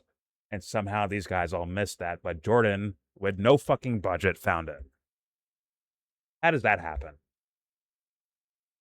At least they're saying the word Gaza out loud. Who else is doing that? That's our measuring stick. I want to punch your fucking Tanner in the face. I want to punch them. Here we go. You know, like the destabilization that they do in different countries. Exactly. Pulling coups and stuff. Funding these guys to go do something fucked up over there. Or funding these guys to fund someone else to do something stupid somewhere else. It's all over the fucking place. It's up and down the history books. And somehow these guys don't even find time to fucking cover it, really. Do they even cover this stuff? Like on their free time? I don't fucking think so. I've heard Kyle speak on stuff like that, what they do, pulling coups in different countries. Oh, I'm sure he'd speak on it. Hey, listen. Obama did a bunch of coups. Kyle apparently took that back as like a thing. I was like, he was just too pussified to the fucking Republicans. That's what's wrong with Obama. He was too scared or too nice of a person to run past the Republicans and do his own policy. Instead, he capitulated and said, you know what? I'll do half your policy and half mine and make it a day. Like, these people are not for real. These people are not for real, bro. Well, they're not. I'm going to tell you from my point of view, to me, the Democratic Party, like I said, is no different than the Republican. One's a fox, one's a wolf. I agree in a sense. Although, in my opinion, like when or coyote. When someone has time to like go over all of it, they see, forget my language, they see cunt and cunt. That's what I fucking say. I see full of shit asshole and full of shit asshole. That's what I say. That's what I say. Yes, no, if you're calling me, I get what you're saying now, but go ahead. Sorry. No, reason why I say like one's a fox, one's a wolf, because the Republicans, at least they up front with they shit. They tell you, Democrats, they'll like try to like play behind you, smile in your face, then really stab you in the back. I agree. But once you see, you see. You know what I'm saying? Once you see Yeah. it's Obama funding terrorist groups in Syria. That wasn't some like, oh my God, some whistleblower ran out of the back room with secret papers. Like, we got him. Here it is. This guy got asked the question directly. He's like, yeah, we are. Yep. Yep. Telling Africans that you don't deserve to have air conditions in your car. I remember that. Wait, what? That one I don't know. That one I don't know. Yeah, when he went to Africa, he told them you don't need air conditions in your car. Oh, You know, is it like the some climate AC. change shit or something? I don't know. No, I know in a car, you know how you got AC in your car with the Yeah. Freon and all that? Yeah. He told him you don't need that. He told him in Africa you don't need that. For what reason? Was it for climate change or something? I don't know. No, he was just saying you don't need it. I don't fucking know. I don't know. I know that full drink. I heard that from Mr. Alex Jones. He was preaching that for a minute. He kept preaching that. Oh, Obama told the Africans they don't need no air conditioners in their car. I was like, damn. And I heard him say it. He played the video. I was like, damn, bro, really? It's hot as shit over there in Africa, bro. All I know is What type of shit is that? That's You know how like the car motors, they were supposed to like, give them like update cars and stuff and put like air conditioners in them. And he told them you don't need it. okay. You don't need it. It was like a money saving operation. I don't fucking know. I don't think money saving. I just like you don't need them. Like you don't need them. You don't need them. I mean, I think I'm going right to Flint water. He fake drunk water. He fake drunk Flint water when these guys got lead in their fucking water. I mean, how low could you get? Hold up. He really played that. I gotta look for that. He said, listen, guys, the water's good out here. It's good. It's safe to drink. Watch this. And he fake drunk it in front of people. Hold up. He did it twice. Was it in the lake? Was it in the lake? Some lake? No, they're in like a press conference room, and it's water from their pipes, right? From a faucet. All right. Like, hey, listen, guys, All right, the water here else. is perfectly safe to drink. And he fake drunk it. I remember hearing some of the testimony of some of the people that were like, I couldn't believe it. Like, that's crazy.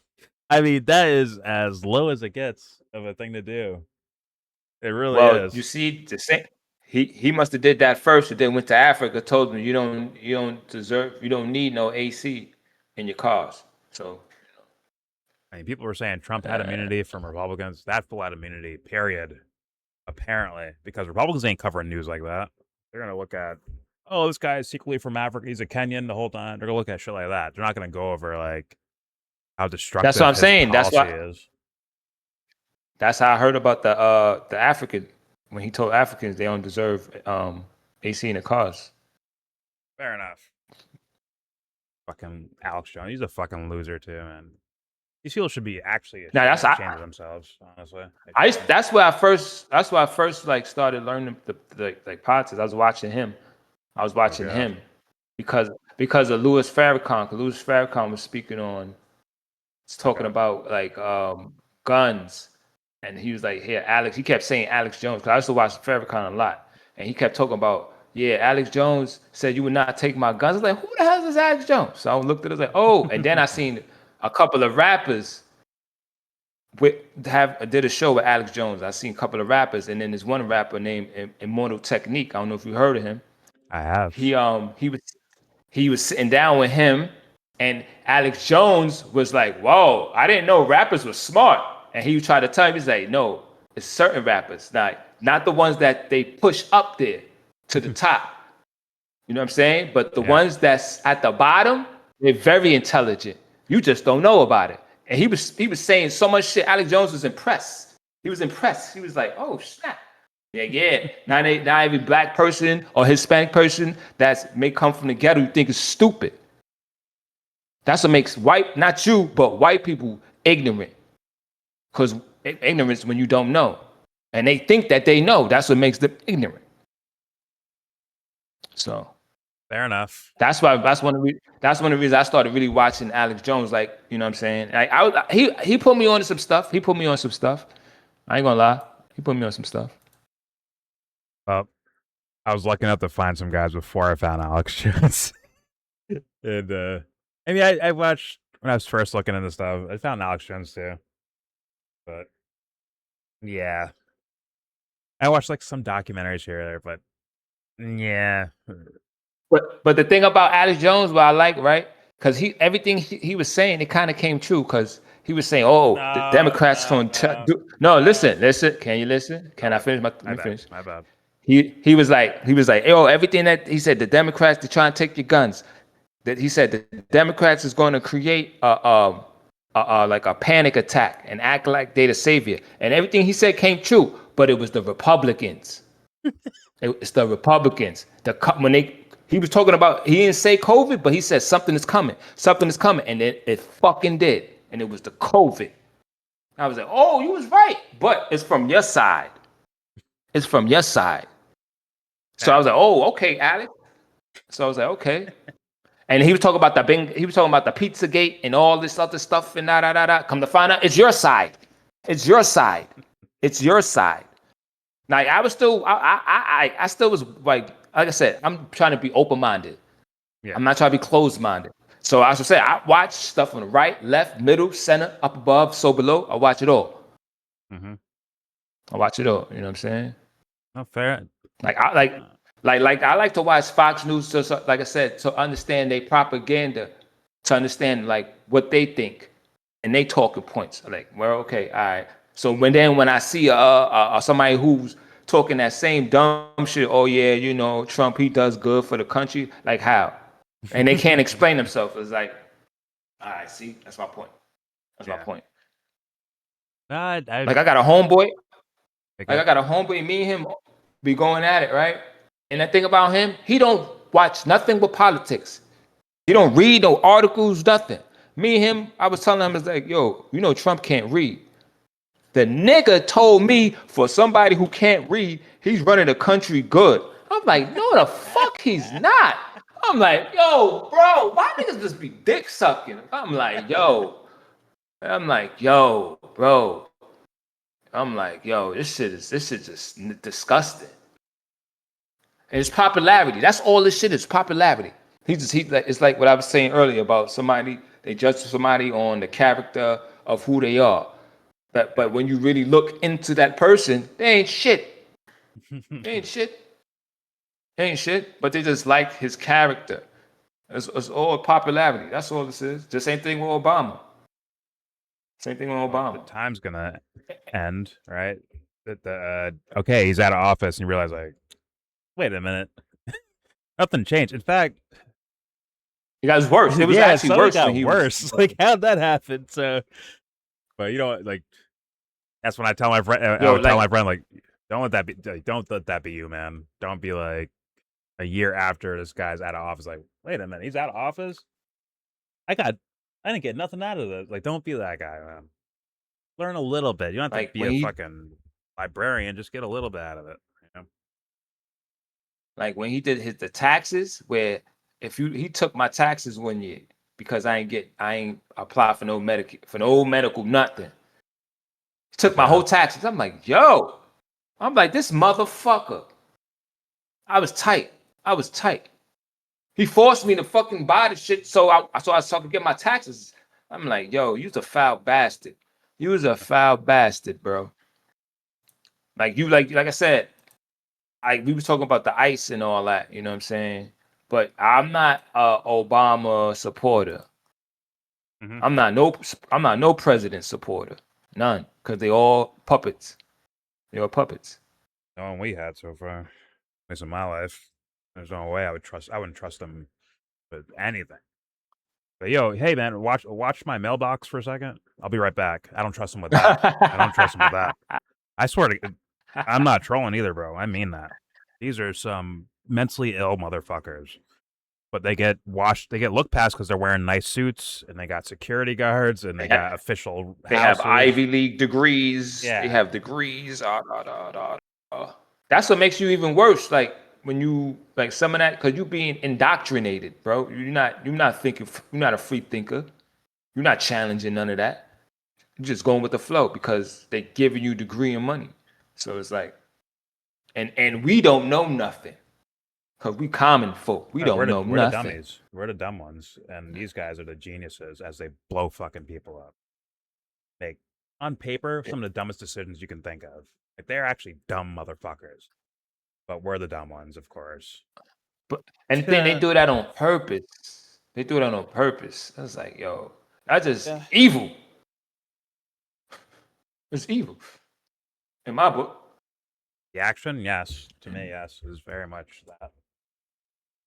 But all right, let's get back to this fucking video, I guess.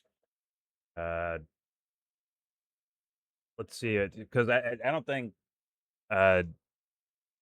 Kshama's backing down. I think she's gonna keep standing up. But once again, it's gonna be in such a political language that to in a way, Ryan Grimm and Krystal have a point of like the words you're saying are the words they're saying. I'm like, yep, they are. That's what they both saying about her. Everything like her. She has talking points. That's similar to what Republicans. No, they're saying like DSA, right? They're saying like, okay. well, you guys agree on the same things. Why is that? Because their words, they're saying similar words. And I'm like, anyone can say fucking words. Who means it? Maybe those guys are a smokescreen to keep people like her out. Keep people like Kshama out. For all we know. Not saying that's the case, but maybe. But she got something done that the people wanted, right? The people wanted something, and she. What the DSA should be loving, yeah. On paper, yeah. No, well, with her, she got she got $15 or $20. She pushed the minimum wage up, right? I think she said she was the first to get to $15 minimum wage, and then right now they have the highest minimum wage, like $21 and something cents. 21 like 30, like the highest minimum wage in the country. So she's actually doing something. She's not just talking. Yeah, she's saying like I don't have to do this shit to make an impact. So what is Mom Donnie's excuse or this other person's excuse? Basically what she's saying. So they saying that she's just talking. She's not really doing nothing. That's what they trying to say. Even though she just did something, like she may not. That's the thing. She may be able to do one or two, few things, but she ain't gonna be able to do everything because they're not gonna give her. They're not gonna let her. Yeah, she's saying you got to be pragmatic. You got to be pragmatic. You got to be practical.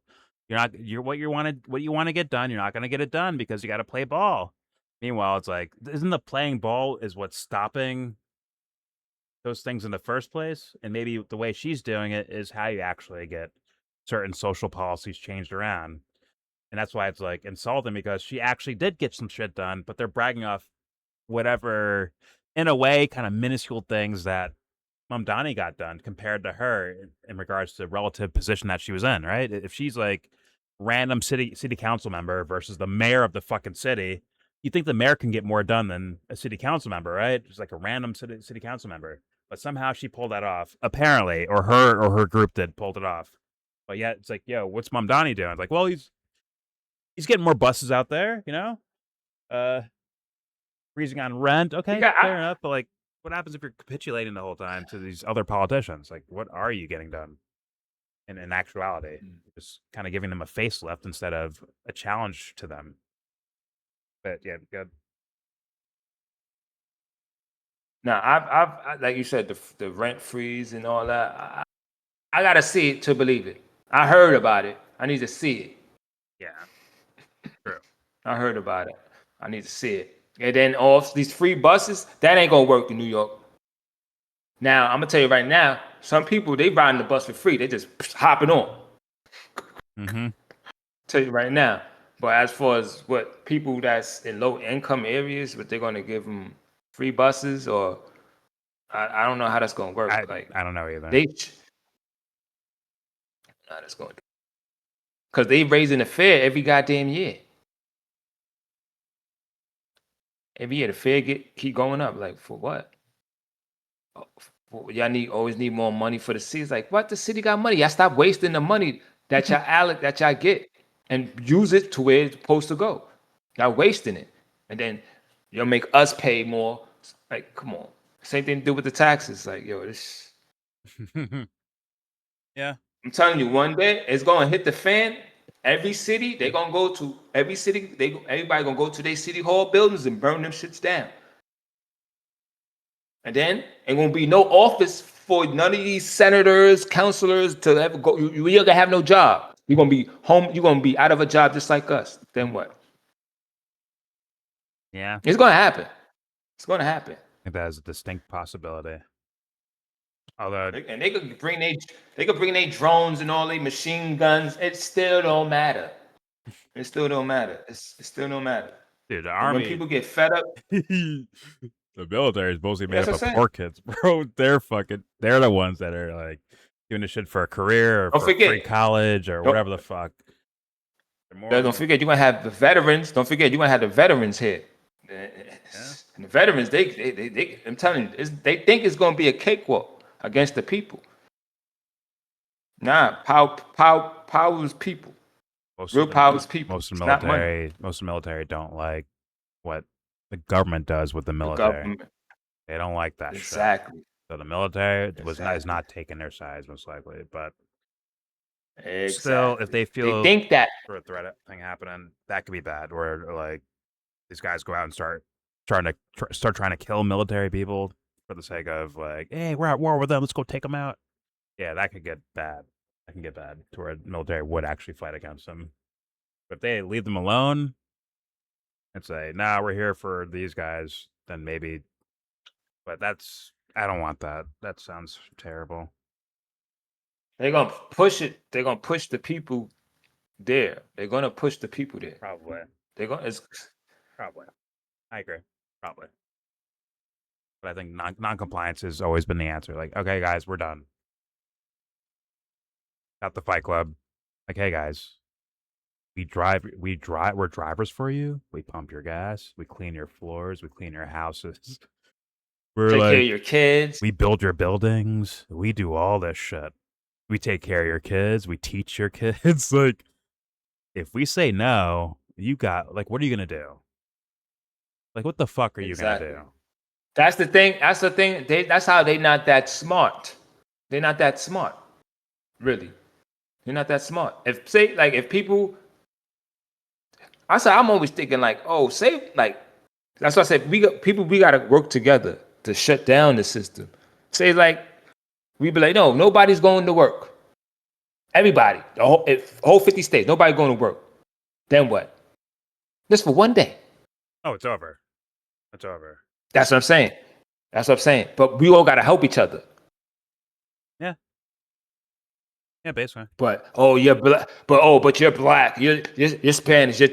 All that dumb shit. That's what keeps it. That's what they put in the middle to keep us separate. Yeah. But once we get past all that and we work together, it's not no skin color. It's them. It's them. The people that control shit. And it could be and then white people use black people, and white people use Hispanic people. White people use Asians. You know what I'm saying? But it's still them, the higher ups. You know? So. Yeah. And that, if people realize that one day, without violence, without like, I'm going to kill you type violence, if people realize that one day, that's the day I switch teams. Yeah, you got. Hold on, hear me out on this one. That's the day I switch teams. Like, I'll be like, finally, now I got to go help them out. That's when I switch to the elites, the dumb fucks of planet Earth, because they need help. You know what? I'm gonna fucking help them out. All right, guys, listen. Yeah, sorry, you got no more limo drivers, no more maids, no more butlers.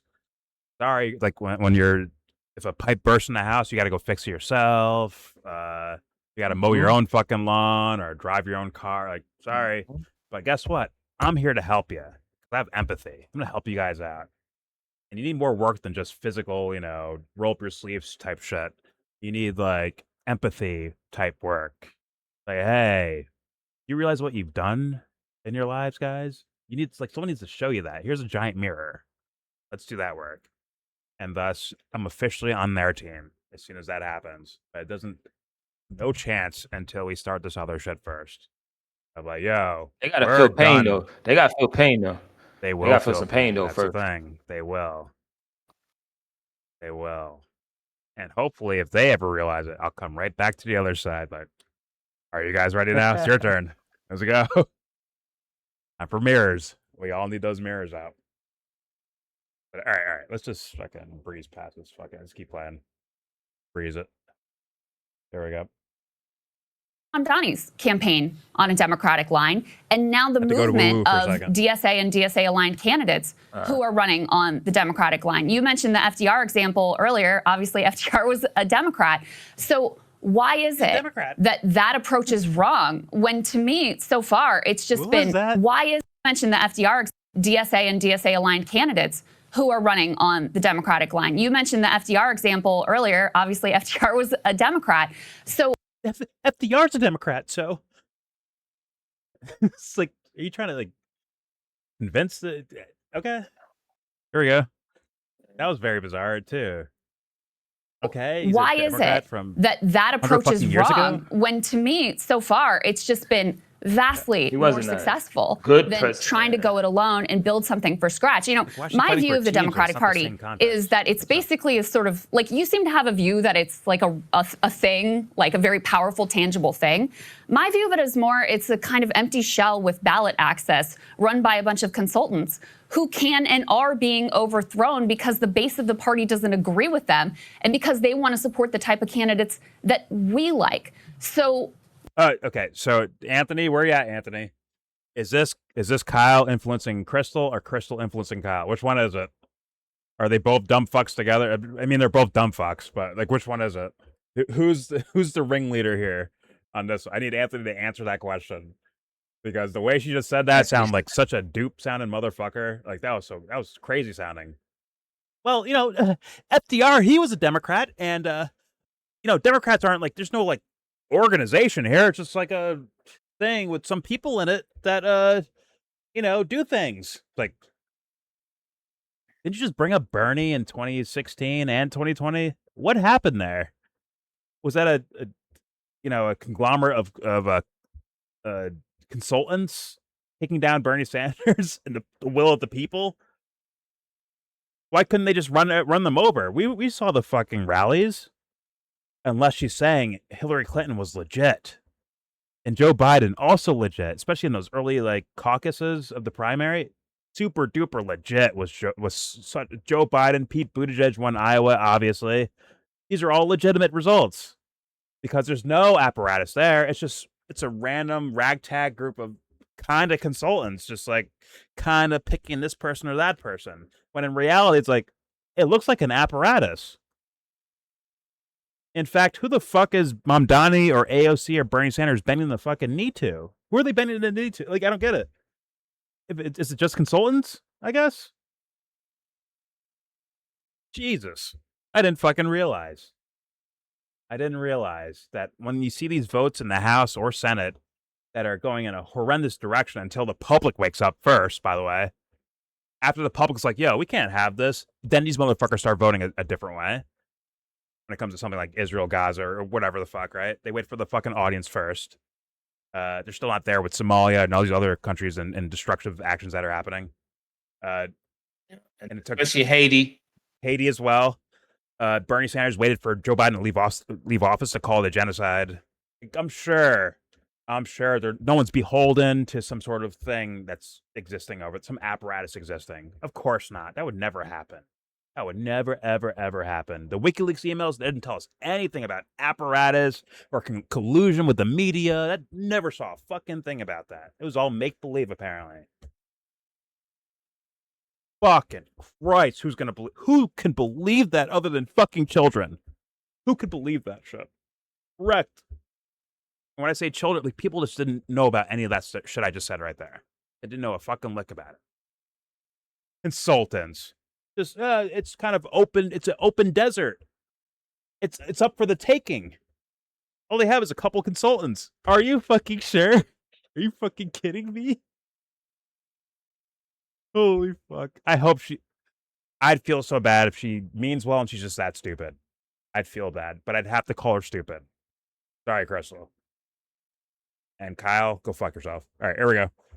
Sort of like, you seem to have a view that it's like a thing. Like, all right. It's lagging a bit. Better real fast. I have a view. It's like a thing. Here we go. is that it's basically a sort of like, you seem to have a view that it's like a thing, like a very powerful, tangible thing. My view of it is more, it's a kind of empty shell with ballot access run by a bunch of consultants who can and are being overthrown because the base of the party doesn't agree with them and because they want to support the type of candidates that we like. So why are you committed to pursuing a strategy that, in my view, in recent history has not been nearly as successful as the DSA approach? Well, obviously, a lot of the challenges that we face is because of the absolute demise of militancy in the labor movement. So, the conclusions you're drawing, in my view, are very impressionistic and superficial because it's a question of what is actually needed to win the kinds of victories that we need to win. And that is why you have to look at history. You cannot look at rent-free. Can I finish? If I could just pause you there, because this is, to me, what is so exciting about the DSA moment, because I agree with you. I mean, I think Bernie never had a prayer because there was no movement really that had been built behind him. The left was so incredibly weak. He capitulated, I mean, on paper did, and said, we should vote for Hillary Clinton. I know there's emails of her doing corrupt shit, but we're going to pretend I didn't see those, and we support Hillary. And they went right to my friend Joe Biden, as I know he fucked me over, and he's fucking me right now, but it's okay. I'll sit on it and spin. I'm okay with that. Like, this is where we're at. This is where we're at. He didn't have a movement yet. Didn't have, once again, maybe a 2015 case, right? But if you could see the rallies going, or 2016 case, right? You can see the rally sizes and people showing up in one place. And what is the internet saying? The internet saying, fuck Hillary, we're going with Bernie or Trump. That's what was going on. And then 2020, it's a fucking layup. But instead of Bernie, like, hey, it's my time, or it's me versus one or two people, it's him versus 10 people on stage. If it took him as for real, right? If I took him as for real. So thus, he's on stage. He doesn't realize, like, hey, why is there 50 fucking people on stage with me when I'm clearly getting the biggest rallies and all that? Like, people are cheering me on. He called out CNN writing dirty articles about him in the midst of all that stuff. He questioned, I think, what happened in the caucus in Iowa. I think he won New Hampshire. Like, he was winning the first. What did he win? The first 2 or 3 ones, and then South Carolina happened, and all of a sudden he's just gone. He just gets destroyed by Joe Biden, apparently.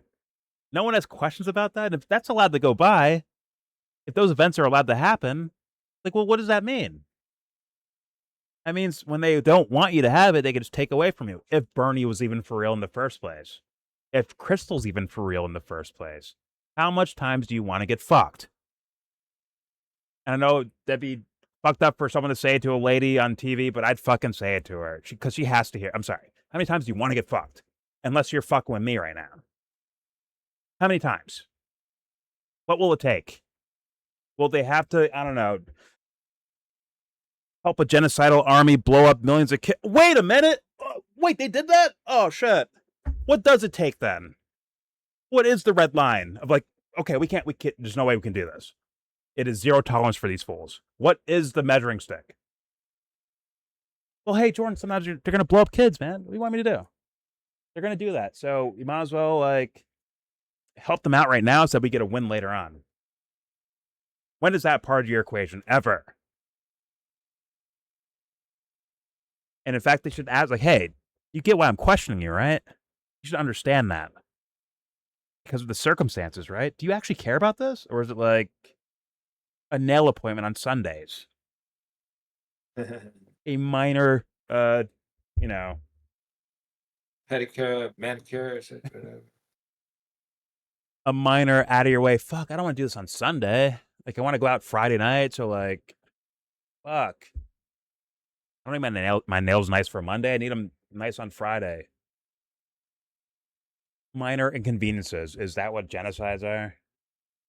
And if you get, once again, if you say, all right, peace deal done in Gaza, all done with, you're still stuck with other events of horrendousness happening around the world. You're still stuck with that. You're nowhere near done. So your little, like, let's go slow step by step, which hasn't worked out, period. At least there's no evidence of it. Other than people saying rhetoric on TV now. right? We have people saying rhetoric and catchlines on TV or having posters and slogans, but no actual thing where it's like, hey, this stopped or slowed down at all. In fact, you have a better case for Trump slowing things down in Gaza than any Democrat, actually. Believe it or not. Like actuality. But of course, they can't say that because that'll get in the way of the team that is more of an open space of a desert that we can infiltrate and like get our shit done with. That hasn't happened yet. I mean, we're right there, guys. Promise me. I promise you, we're right there. After the midterms end, next time, guys, we'll get really like we're right there, guys. We're right there. Next midterm, all right, guys, we're like right there. We're almost there. We're almost through the door, okay? And then by the time you realize it, oh wait, actually, these guys were working with that imaginary, non-existent Democratic Party apparatus that never existed, obviously, according to Krystal. It was never real in the first place. It's an open desert, but now they all of a sudden have one. At the perfectly wrong timing for that, for her case, I guess. This is embarrassing to me, like intellectually embarrassing, especially all the things you can question about all this.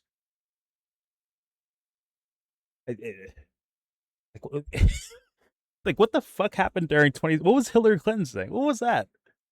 Oh, no, that was 2016. We're at 2020, though. Yeah. What happened in 2020? What happened there? COVID. That's what with Biden and Bush and Trump. It was Bernie was Right. the last guy sticking around against Joe Biden. It was just Bernie. They had 30 fucking people on stage. They all siphoned votes from each other on paper. That's what they're saying. I think it's a lot of rig job. Either way, it was left with Bernie, who didn't drop out yet. He stuck around, even though Biden was the overwhelming, like, winning guy at that point. And these guys put their head down and said, well, I guess Biden got that one. While Bernie's still in the race, they were doing that, by the way. Incredibly. And then what do you fast forward to? To who? Biden and Kamala Harris, right? Those are the next two runners, right? One they said was mentally ill at some point or mentally not capable at some point, and one was a clear-minded warmonger. You know, so it's like, and your biggest proponent, your biggest hero, or one of your biggest heroes, your new generation of hero, right? AOC, your biggest, most famous one, said, I support Kamala Harris. And they're trying hard in Gaza when she actually wasn't. So even she lied to you then. That was a strategy? Jimmy Dore was like, I'll take anything. You know what? It's okay for Tulsi Gabbard to lie on the stand. It's okay for her to lie on the stand and say, what did Jimmy say? Hey, she has to say whatever she can to get into office, to get confirmed as DNI, as the National Intelligence Director. Whatever she has to do. If she has to lie, she can lie. She lied. She became DNI. And then she lied about the lying of the lying. We're like, oh, wait, she isn't on our team. She's fucking us over too. Wait a minute. She's fucking us over too. I mean, you guys told her to lie. You told her to fail your own test. We need liars. That's what was said in that moment right there. And that's what they're doing with this guy. Mamdani has to support this dude. He has to lie to us. He has to. If he doesn't lie, he won't get anywhere. When he gets somewhere, now he's just a lie. Now he's just lying. Potentially. Like Tulsi Gabbard did. Potentially. And on foreign policy, that lady went a lot further than Mamdani's ever been, anywhere been. Like, straight up. AOC, nowhere near it. Bernie Sanders, nowhere fucking close to it. In words, on paper in words, Tulsi Gabbard has outflanked all those fools on foreign policy. And what she end up doing? Lying to you anyways. What gives these guys a beacon of integrity when it comes to AOC or Bernie Sanders with their Matt Dust dumb fuck fucking foreign policy? What does that give you? Hey, at least we feel good. At least there's more posters and more free Palestine t-shirts that exist on planet Earth. Thank God for that. Wasn't it a bill that AOC she wasn't going to sign, but then Nancy Pelosi convinced her that she signed it, that she was crying? I remember I seen a video when she was crying. She didn't want to sign it, but then she talked to her they needed her vote for a certain bill to get passed for Israel. She didn't want to sign it, but then she did. But then she was crying because she was like, huh? I remember, what's her name from This is TYT? Iron Dome Alice shot. Good. Sorry. Yeah. It was Alice Conspiracy. She was getting at her about it. I was like, word? You really did that? I was like, if you didn't want to do it at first, why you change your mind for? It's for defense. Yeah. You just wanted defense. That's all she wanted. But she said she didn't want us to sign the bill, but then she got convinced by Nancy Pelosi. But then when she did sign, she cried. She cried on the Senate floor. She cried that she signed it because she knew it wasn't right. If you know it ain't right within your soul, why would you sign it? Fuck. It might be something different. I think I know what you're talking about. Fuck. So man. That's why I'm like, I can't trust none of that. I don't trust none of that. I'm just watching this and I'm learning. I'm just learning. Fair enough. But for me, whether it's listen, if someone's like, damn, I fucked up, that's beautiful that if you feel like you fucked up and you're saying you fucked up, that's beautiful of a thing to do. Don't hang your head too much, right? But at the same time, it's like, you do need to get the fuck out of the way, though. Right? Listen, some people don't forget that. Some people go over there. Some people don't forget that. It's too late because it's not about us, right? Right? When they drop bombs on Gaza, it does affect my life. It affects your life. It affects everyone's lives, right?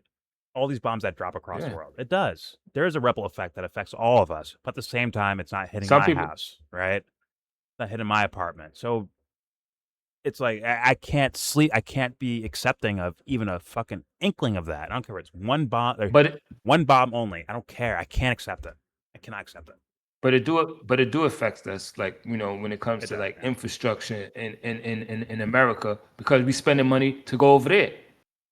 So it do affect us. But some people may not see the physicalness, like, oh, the bomb. But you know, some people don't think like analytical. They don't think critical. So, you know. Yeah. Fair enough. All right. Let's keep playing. There we go.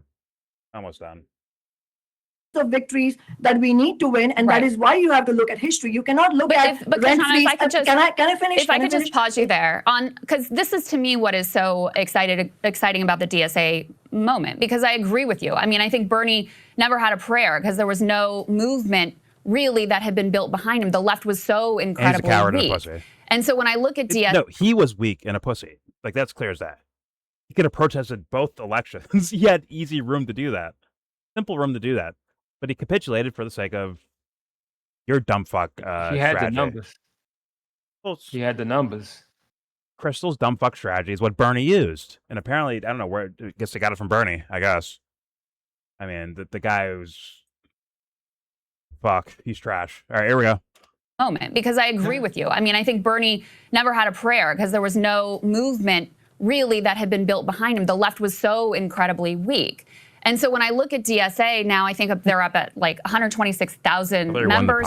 They're able to throw their weight around. It's a real membership organization doing things in the community. I look at this and I go, oh my God, this is what we've been needing to build for a very long time. So explain to me why you see that differently.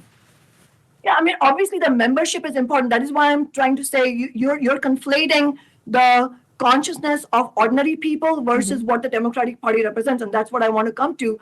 And so that's probably a decent way to put it.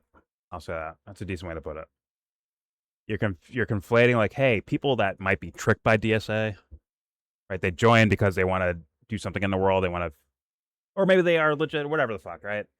That versus what happens in the Democratic Party, which Bernie is a part of. He can say, no, I'm an independent. I'm not a Democratic Party. Like, fuck out of here, my man. Who you tricking? Stop it. I've heard you talk, my man. I heard you talk in interviews that are not so famous. I've heard you talk, my man. Just because these tanners out here dick ride you does not mean you're fucking for real. Sorry. There we go. Explain to me why you see that differently. Yeah, I mean, obviously the membership is important. That is why I'm trying to say you're conflating the consciousness of ordinary people versus what the Democratic Party represents. And that's what I want to come to. And so as far as the membership is concerned, yeah, many members are very, very progressive and maybe even subscribe to revolution. There's lots of DSA members who are canvassing with us. There were DSA members canvassing with us yesterday at our volunteer day. That's not the issue. The issue is what strategy actually works. And as far as the impact of Bernie Sanders, yes, you said, I supported Bernie Sanders. We campaigned, we door knocked for him. And I spoke at both of his rallies in the Seattle area, both in 2016 and 2020. And yes, that all of the message of the political revolution that really resonated with working people, because working people are sick and tired. So yes, that's the conscience of the working class. But the main feature of the today of our times is the chasm between the consciousness that has risen and the desire for fight back and the leadership that's on offer. And so all the picture that you painted, in my view, is not actually indicative of what's actually happening. I'll tell you what's actually happening. Even despite the Democratic Progressive Caucus, whatever, more and more progressive people being elected, AOC and other squad members being elected, what have we seen since that whole time? We have seen the breaking of the railroad workers' strike, where only one Democrat in the House, Rashida Tlaib, voted against that. Every single other Democrat, like AOC, voted to break the railroad workers' strike. During that same time that we are supposed to be celebrating all of these elections, we're seeing the genocide being launched and being funded. We're seeing ICE terror. We're seeing zero fight back against Trump. And that is part of part of the anger against the Democratic Party is that they're not fighting against Trump. There's also a big part of the support for my campaign against Adam Smith, which is not only that Adam Smith himself has been an instigator. He created, Western Africa as well. He voted to create ICE. He's voted to fund ICE repeatedly to the tune of $115 billion, but also because they're angry at the Democratic Party as a whole for not fighting against all of these ills. So, in the same period that all of this consciousness has risen, in Congress, you are seeing horrific things happen. And let me again say that the minimum wage is still $7.25 an hour. So my question to all of these people who are, like yourselves, you're subscribing to this approach, my question is, why is it that not one single concrete victory can be pointed to at the congressional level? And also that at that same time, the genocide has actually happened. Why is it that you don't have a single Congress member saying, the progressives or squad members saying, I'm going to bring forward this bill and to end all military aid, and I'm going to campaign across the nation to mobilize working class people. And that is the main thing. Mobilizing working class people is the core component of what we need to do, which is what we don't see the DSA doing. And I don't agree with you. Well, they don't want to get shot. They're like, listen, either get shot or say or just capitulate. Which one do I want? No, but she's got I guess their biggest accomplishment is getting more people that say similar things elected, but still not really doing anything with the elected part of it. Or when you get elected, right? What are they doing with it? In fact, that hasn't happened yet either. Right? We still have the midterms to go by, and we know about the idea of rigging certain things. But yeah, sure, you could say there's more people that have joined the progressive style candidates, but always too little, too little, too late, or not enough support or votes. And the answer has always been, let's get more of them in there. Even though those guys were fucking up on their own voting. We saw AOC fuck up on her own voting, and actually her own reasoning for being done voting for defensive weapons for Israel, right? In her mind, quote unquote, defensive weapons. It's well, they could afford it, so I'll stop doing that. Right? And it's well, would you... You have Ukraine, Russia, you have all these other conflicts going on. It's are they just unaware of it? Or are they only aware of it when we are? Which is, right, that's dangerous, that these guys, where it's their job to look at these issues, it's their job to pay attention to them. But somehow us as regular people with no resources are outflanking them intellectually on these topics. That's fucking embarrassing. I'm not fucking special. We're not fucking special here. We could just fucking punch some shit into our phones or on a computer and at least hear an opinion or an idea of something and talk about it. But these guys are lacking intellectualism and most importantly, wisdom. Because wisdom can just carry you, but these fools are way lacking that in these political offices. But all right, here we go. component of what we need to do, which is what we don't see the DSA doing. And I don't agree with you. I don't agree with you that it's the same thing that they're doing. No, they're not. They're not actually mobilizing the working class in the way that we are doing. They have membership, yes, but they're not actually bringing the mass movements to bear. And as far as your contention that the Democratic Party is an empty shell, let's be clear. It is not just about the structure of this thing called the Democratic Party. It is about actual class forces under capitalism. And the fundamental question is not even about the Democratic Party and whether that can be reformed. Yes, that's the question. But the primary question is, can you actually win the kind of victories that we're talking about on the basis of not carrying out an all-out class war back against the billionaire class and their representatives? That's the question. In my view, that answer is no. And that is, all of history, that all the examples I gave you, they all show that decisively. In fact, many of the victories in Western Europe were won in the wake of the workers' revolution in Russia, which was obviously a revolution won by Marxists like myself. And so that is the background for anything that we can win. It's actually bringing the revolt of the working class to bear. And can that be done? So that's the primary question. Well, hold on, lady, because here's the thing. Yes, that's not going to fly with the audience. Well, sorry, it's not going to fly with voters. And they know that, which is why they're denying you. That's a big reason why they're denying you. It's the same reason why Kyle Quincy told Mike Gravel to shut the fuck up when he brought 9/11. Because these guys think these really dumb people, these ditzy motherfuckers think they're fucking smart. And also openly screaming for lack of morality, which means honesty, right? Like, what do you believe? Say what you believe. Let's go there. Do you believe that? Hey, guys, you have to believe her, but like, here, we're presenting this lady. And yeah, she's long-winded, but maybe these ideas work. Let's keep promoting her until it's proven wrong. Or whatever.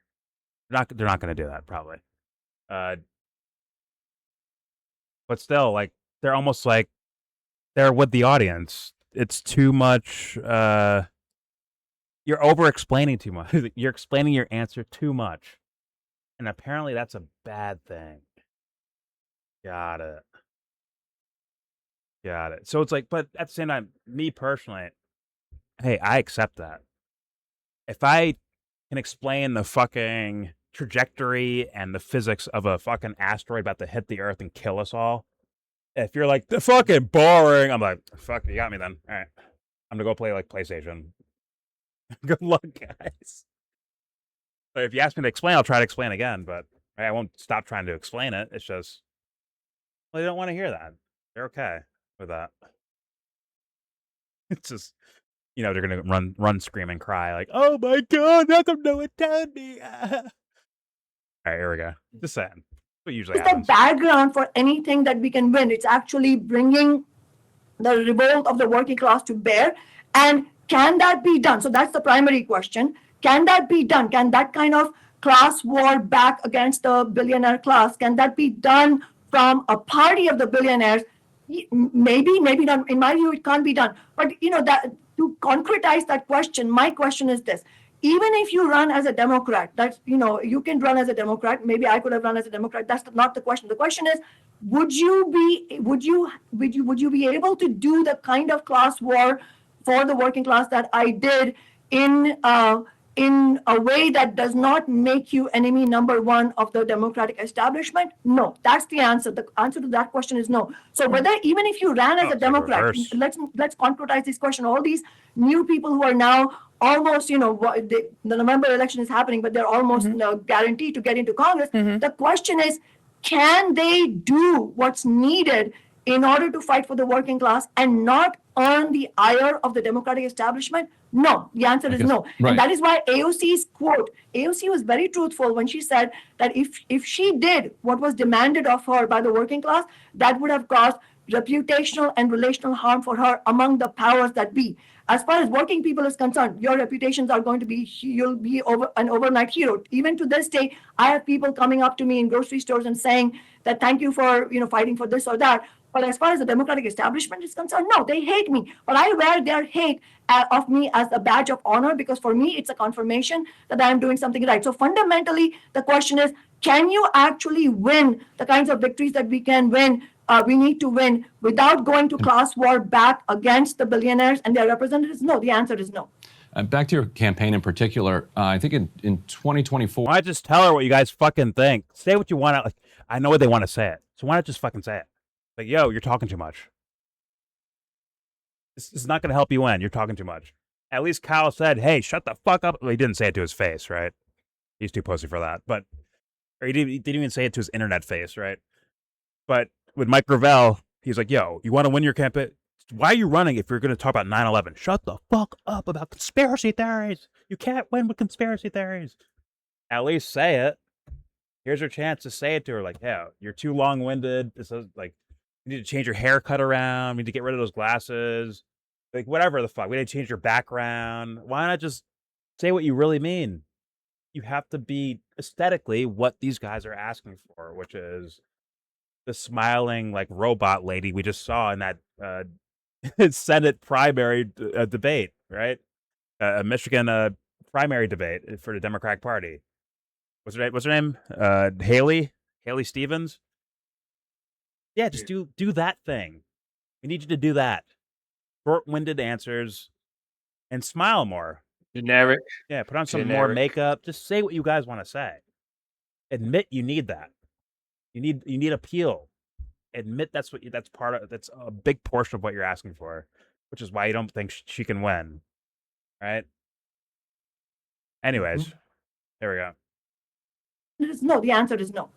Back to your campaign in particular, I think in 2024, correct me if I'm wrong, you left I have a the feeling you're thinking Democratic Socialists of this, America. this Your lady's campaign. fucking Googling shit. She's looking up, like, should I want to say information about certain things? Like, she's fucking researching. She was doing that. She's researching as she's talking to you and shit like that. Like, come on, son. She was doing that earlier. Exactly. Billionaires and their representatives? No, the answer is no. Back to your campaign in particular, I think in 2024, correct me if I'm wrong, you left the she's looking at Democratic shit. Look at that Socialists of America. screen. Your campaign reached out to DSA to get an endorsement. I know there was something about a deadline, and it went to a vote. Effectively, there was a very close vote, and DSA voted, effectively not to endorse your campaign. Like, what happened? Like, how is it that an independent socialist campaign that had this legacy of success in the 2010s wasn't able to win the support of the Democratic Socialists of America in Seattle? Yeah, I think primarily the story here is of textbook sectarianism, which is that they have some personal objections to my approach, and that is why they've decided not to actually endorse a campaign that is posing the strongest ever challenge to Adam Smith, who is a general among the warmongers. So I think that is the real question. And like you said correctly, yeah, it was a close vote. And as I already said, many DSA members are campaigning alongside us. But so this is really the position that the leadership took. And in that vote, they made a lot of personalized attacks against me. One of those attacks was, oh, look, she can't even be bothered to come to our endorsement meeting. She's out there, gallivanting for herself in the Bay Area. And they well knew, as as I've said publicly, I was in the Bay Area for a rally for CalCare, the California-wide universal health care, Medicare for all, to help the campaign there. I was invited by rank and file union members there from the teachers union. And who was not at that rally? The DSA leadership of the Bay Area was not at that rally. The leadership of any of the labor unions was not at that rally. But we had many rank and file leaders and lots of workers there. So I was not there for my own sake. I was there for supporting CalCare. So it was on the basis of these types of personalized attacks based on falsehoods that they did it. But ultimately, this is my question really, is that how is it that you're putting all of these petty differences ahead of the interests of the Palestinian people? Look, I'm deadly serious here, and as I said, you may agree or disagree with me on any given question, but I am completely truthful. I will never bullshit anyone, and I am non-sectarian, meaning I always put the interests of the working class ahead. So, for example, We have supported many endorsed and also campaigned for many DSA endorsed candidates. We have done that. Even though we had differences with them, we agreed that this is, if they were to win, they didn't win, but if they were to win, that would be a step forward for the working class. And we have to put our differences aside and support them. We did that. Unfortunately, the DSA leadership has chosen not to. And that is the thing I want to put the spotlight on, because it is not about me. You can love me or hate me. I don't care. I'm not here for personal reasons. It is, at this moment, it is about the working class. Certainly, it's about the misery that the working class is living in, where in the richest country in the history of humanity, half of American households cannot afford groceries. But most urgently, it is about the Palestinian people, and it's about the innocent people in Lebanon and Yemen and so on who are being slaughtered. That's the question. And so this is textbook sectarianism, and it's really tragic for them to say, well, we have some complaints about Kshama Sawant, and so we are not going to support the strongest ever challenge against Adam Smith. Because keep in mind, if I were to enter the November election, and and even that itself would be electrifying. It would look at the pressure it's on Adam Smith right now. He's voting against his own fucking bill. He co-authored that bill that he voted against. That, and obviously it was done on the basis of making sure that Democrats could win the bill. The establishment could win the bill, and there were just enough Democrats to help that. But the point is that he's under so much pressure that he is having to do that. That is the strongest ever challenge. I mean, if you came to this district, you would see, there is an absolute buzz about our campaign. I can't guarantee that we will get through the November election, but my point is that we are doing everything in our power to do that. And it is really tragic that the DSA leadership has decided not to support this strongest ever challenge against Adam Smith, because we have to make it about the Palestinian people, not about our internal differences. Right now, we see the genocide dangerously expanding into the West Bank. It is absolutely horrific what they're doing with the violent settlements, and we have to keep that at the center. I need I need her to join my Discord. We can argue. I'd love that. That'd be fun. I'd have to piece through all of the political rhetoric to find the real person there. But I want to hear the real person. Political fucking bullshit. Get it out of the way. Let's get to fucking people. Let's get to morality. Let's get there. What do you think? What do you believe? What's driving you? That's what I want to hear from this lady, truly. But all right, here we go. As Ryan Gribbs trying to hold it together, bro. These eyes are blinking crazy. He's wobbling and shit. All right, here we go. Even though I find her quite compelling and interesting to hear. This is not boring me at all. I find it's quite interesting. All right, here we go. Kshama, my last question for you on this point. What would you say to people who would argue that you're letting the perfect be the enemy of the good? You're calling Zoran a sellout and a tool of the billionaire class. Meanwhile, you make this simple, and this is where I call out Kyle Kulinski too. Like, yo, Kyle, come over here, pussy. Come here, pussy. Get over here. Now listen. You could say, perfect getting in the way of good, right? Now, Kyle wants Meals on Wheels back. That's why he wants to vote for Democrats. I'm sorry I'm taking this to Kyle Kulinski, but it must be said. He wants Meals on Wheels back, right? Some sort of program or health or cancer research for kids, which are but yeah, that's important, right? I don't want kids to be hungry or starving, and I want cancer to be researched and getting the fuck off our planet, for sure. I'm with that up and down the line.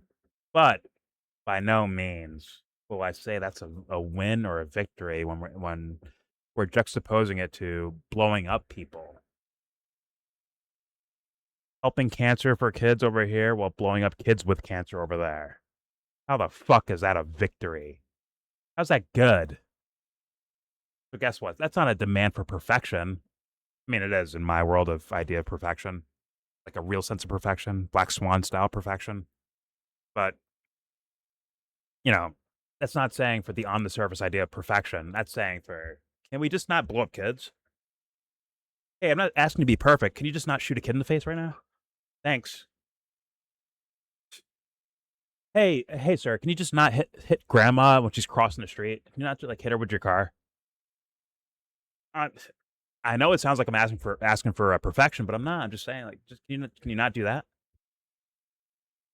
And that list it's a long list of things that are easily preventable. which means they cannot support it in any form or fashion. Otherwise, they are disqualified, in my worldview. You can call that seeking perfection, but I think it's just fucking common sense. And anyone with a fucking heart. So good luck, Krystal. Your dumb fuck ideas. Once again, I want to punch her Tanner. Whoever does her nails, too. I want to hit them, too. If it's Matt Hunter, I want to punch him in the face. All right, here we go. What would you say to people who would argue that you're letting the perfect be the enemy of the good? You know, you're calling Zoran a sellout and a tool of the billionaire class. Meanwhile, it's not just Adam Smith who is having to shift his position under pressure. You know, there was a majority, a close to a majority of the Democratic caucus who voted to block all Israel aid. It's not out of the goodness of their hearts. It's because they are feeling the pressure from the base and from these DSA-aligned candidates, too. No, it's not the candidates. Sorry, it's not the candidates. It's regular people saying, fuck all you guys. And also, yes, I think Kshama's wrong on that. Like, it's because of people, it's because of my shit. Like, no, you're just a part of something, just like the DSA guys are a part of something, or the candidates are a part of something, right? They're piggyback riding. They're not drivers. They're not drivers.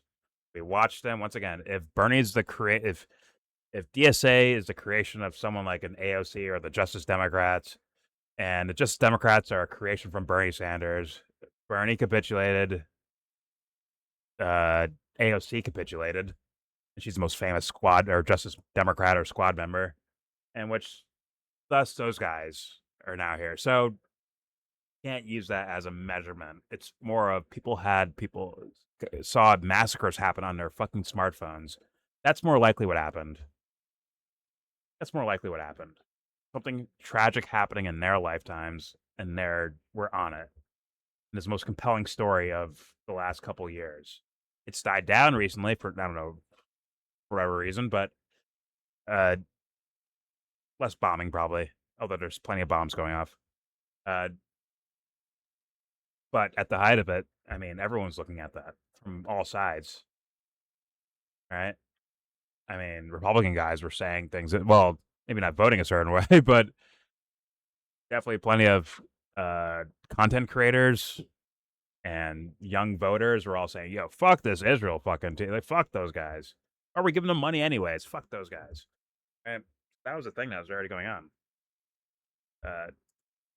These guys are taking advantage of it in a limp dick way, especially when you wait for Joe Biden to be out of office and say a fucking word about it, right? That was very convenient of a thing to do. Including AOC and Bernie. Very convenient. But still, it's whatever. Hopefully Kshama can destroy that. But no, she shouldn't take credit as like, it's because of, my campaign or maybe campaigns like mine.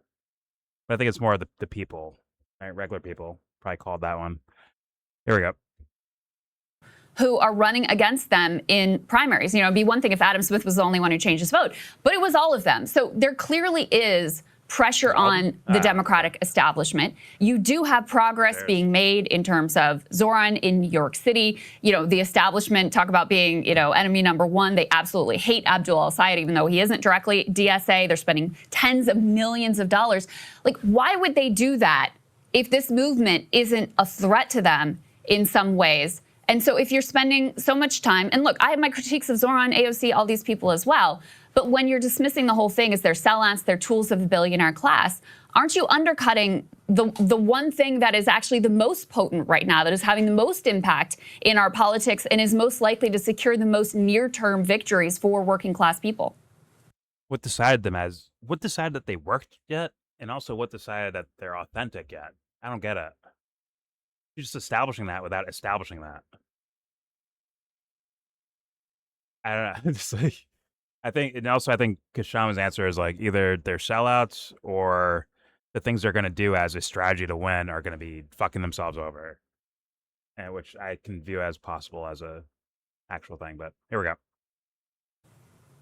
What is most potent? See, that's where I have a disagreement with you. What is most potent is the consciousness of the mass of the working class. And yes, it is absolutely contains potential in itself to win victories. But if you talk about near-term victories, what is the most important near-term victory we need, which is for the genocide to end? for the forever wars in the Middle East to end. That is, and the war on Iran to end. That is the most near term, most important don't thing. You, and don't also, you think Abdullah but no, Syed, Milat Kiros, Daria Villa Chevalier, don't you think that Claire Valdez, don't you think that they will be an important part of securing that victory? I mean, like I said, the consciousness and the anger of the working class that has propelled them to victory absolutely is the central component. But and I agree with you that right now there's so much pressure on the Democratic Party that they're having to maneuver around it. But but those are not the metrics. That is why you have to use the correct metrics. Yes, those are important developments. But the question is, what is actually going to end military aid to Israel? That is where the rubber hits the road, and that is why I'm saying that yes, this movement is a threat, but the direction in which many of the DSA leaders are taking it, that is not what's going to yield the victories that we need, because that's not what's happened so far. Because we have seen a genocide actually come into existence at the same time that more DSA nominated, DSA endorsed people were being elected. That is the example I'm using, concrete example, to show that actually what you are going to need. And so, no, I mean, are there victories that have been won? Of course. And like I said, I haven't wantonly criticized Mamdani. I don't agree with your characterization that I'm just generally gone around criticizing.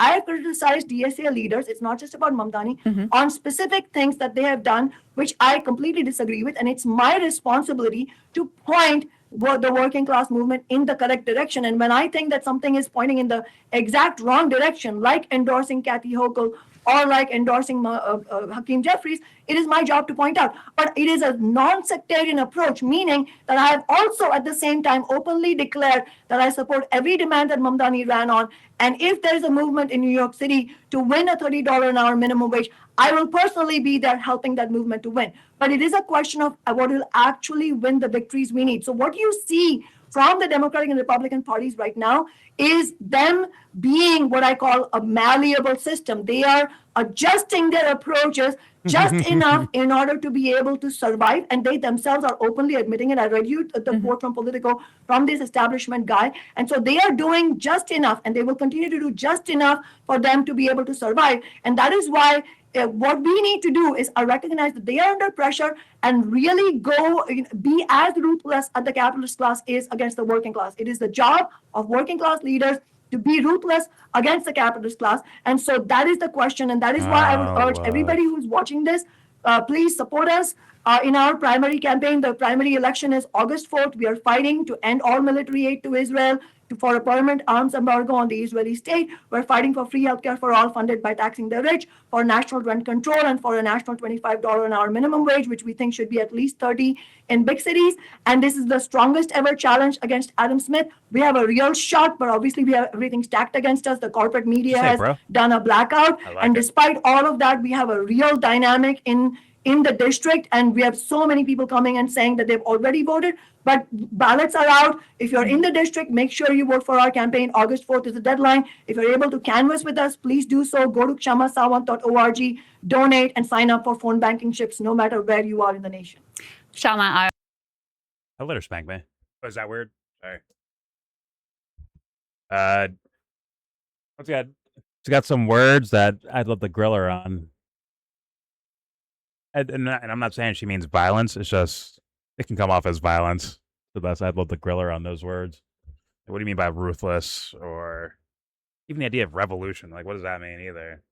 For you, it might mean like, oh, make sure, bad things stop happening.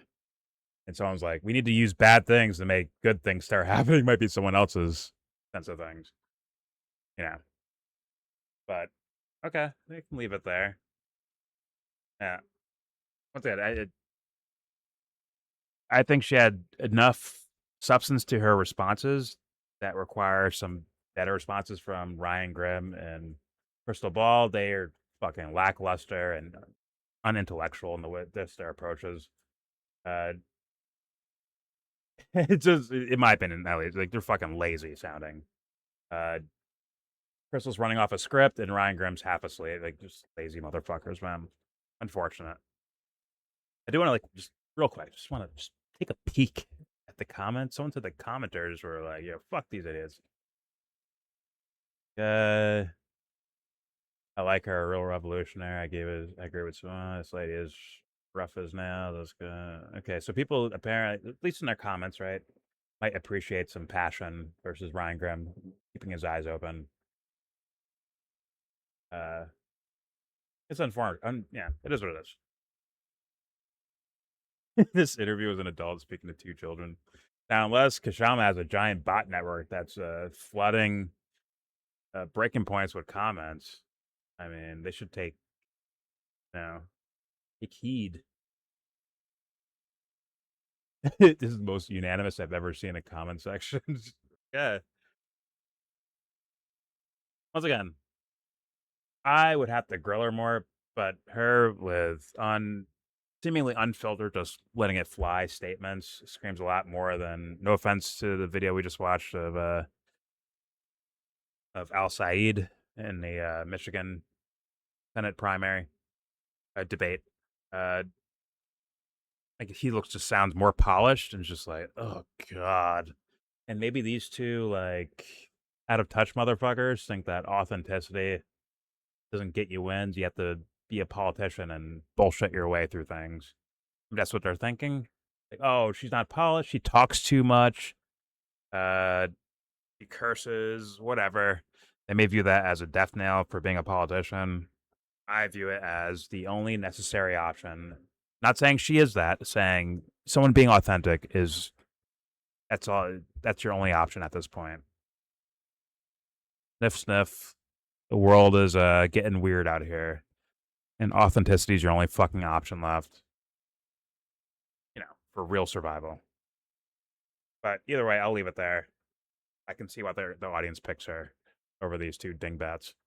But there you go. There's your video. Please subscribe if you feel like. Comment, agree or disagree. Let it be known in the comment section.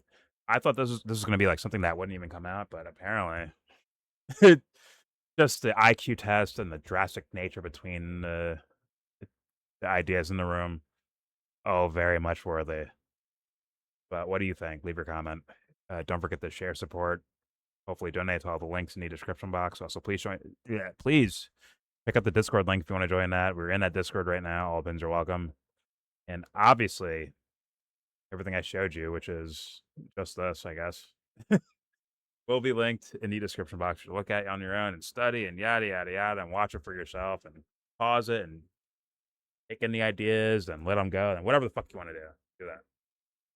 Most importantly, all that said, give this video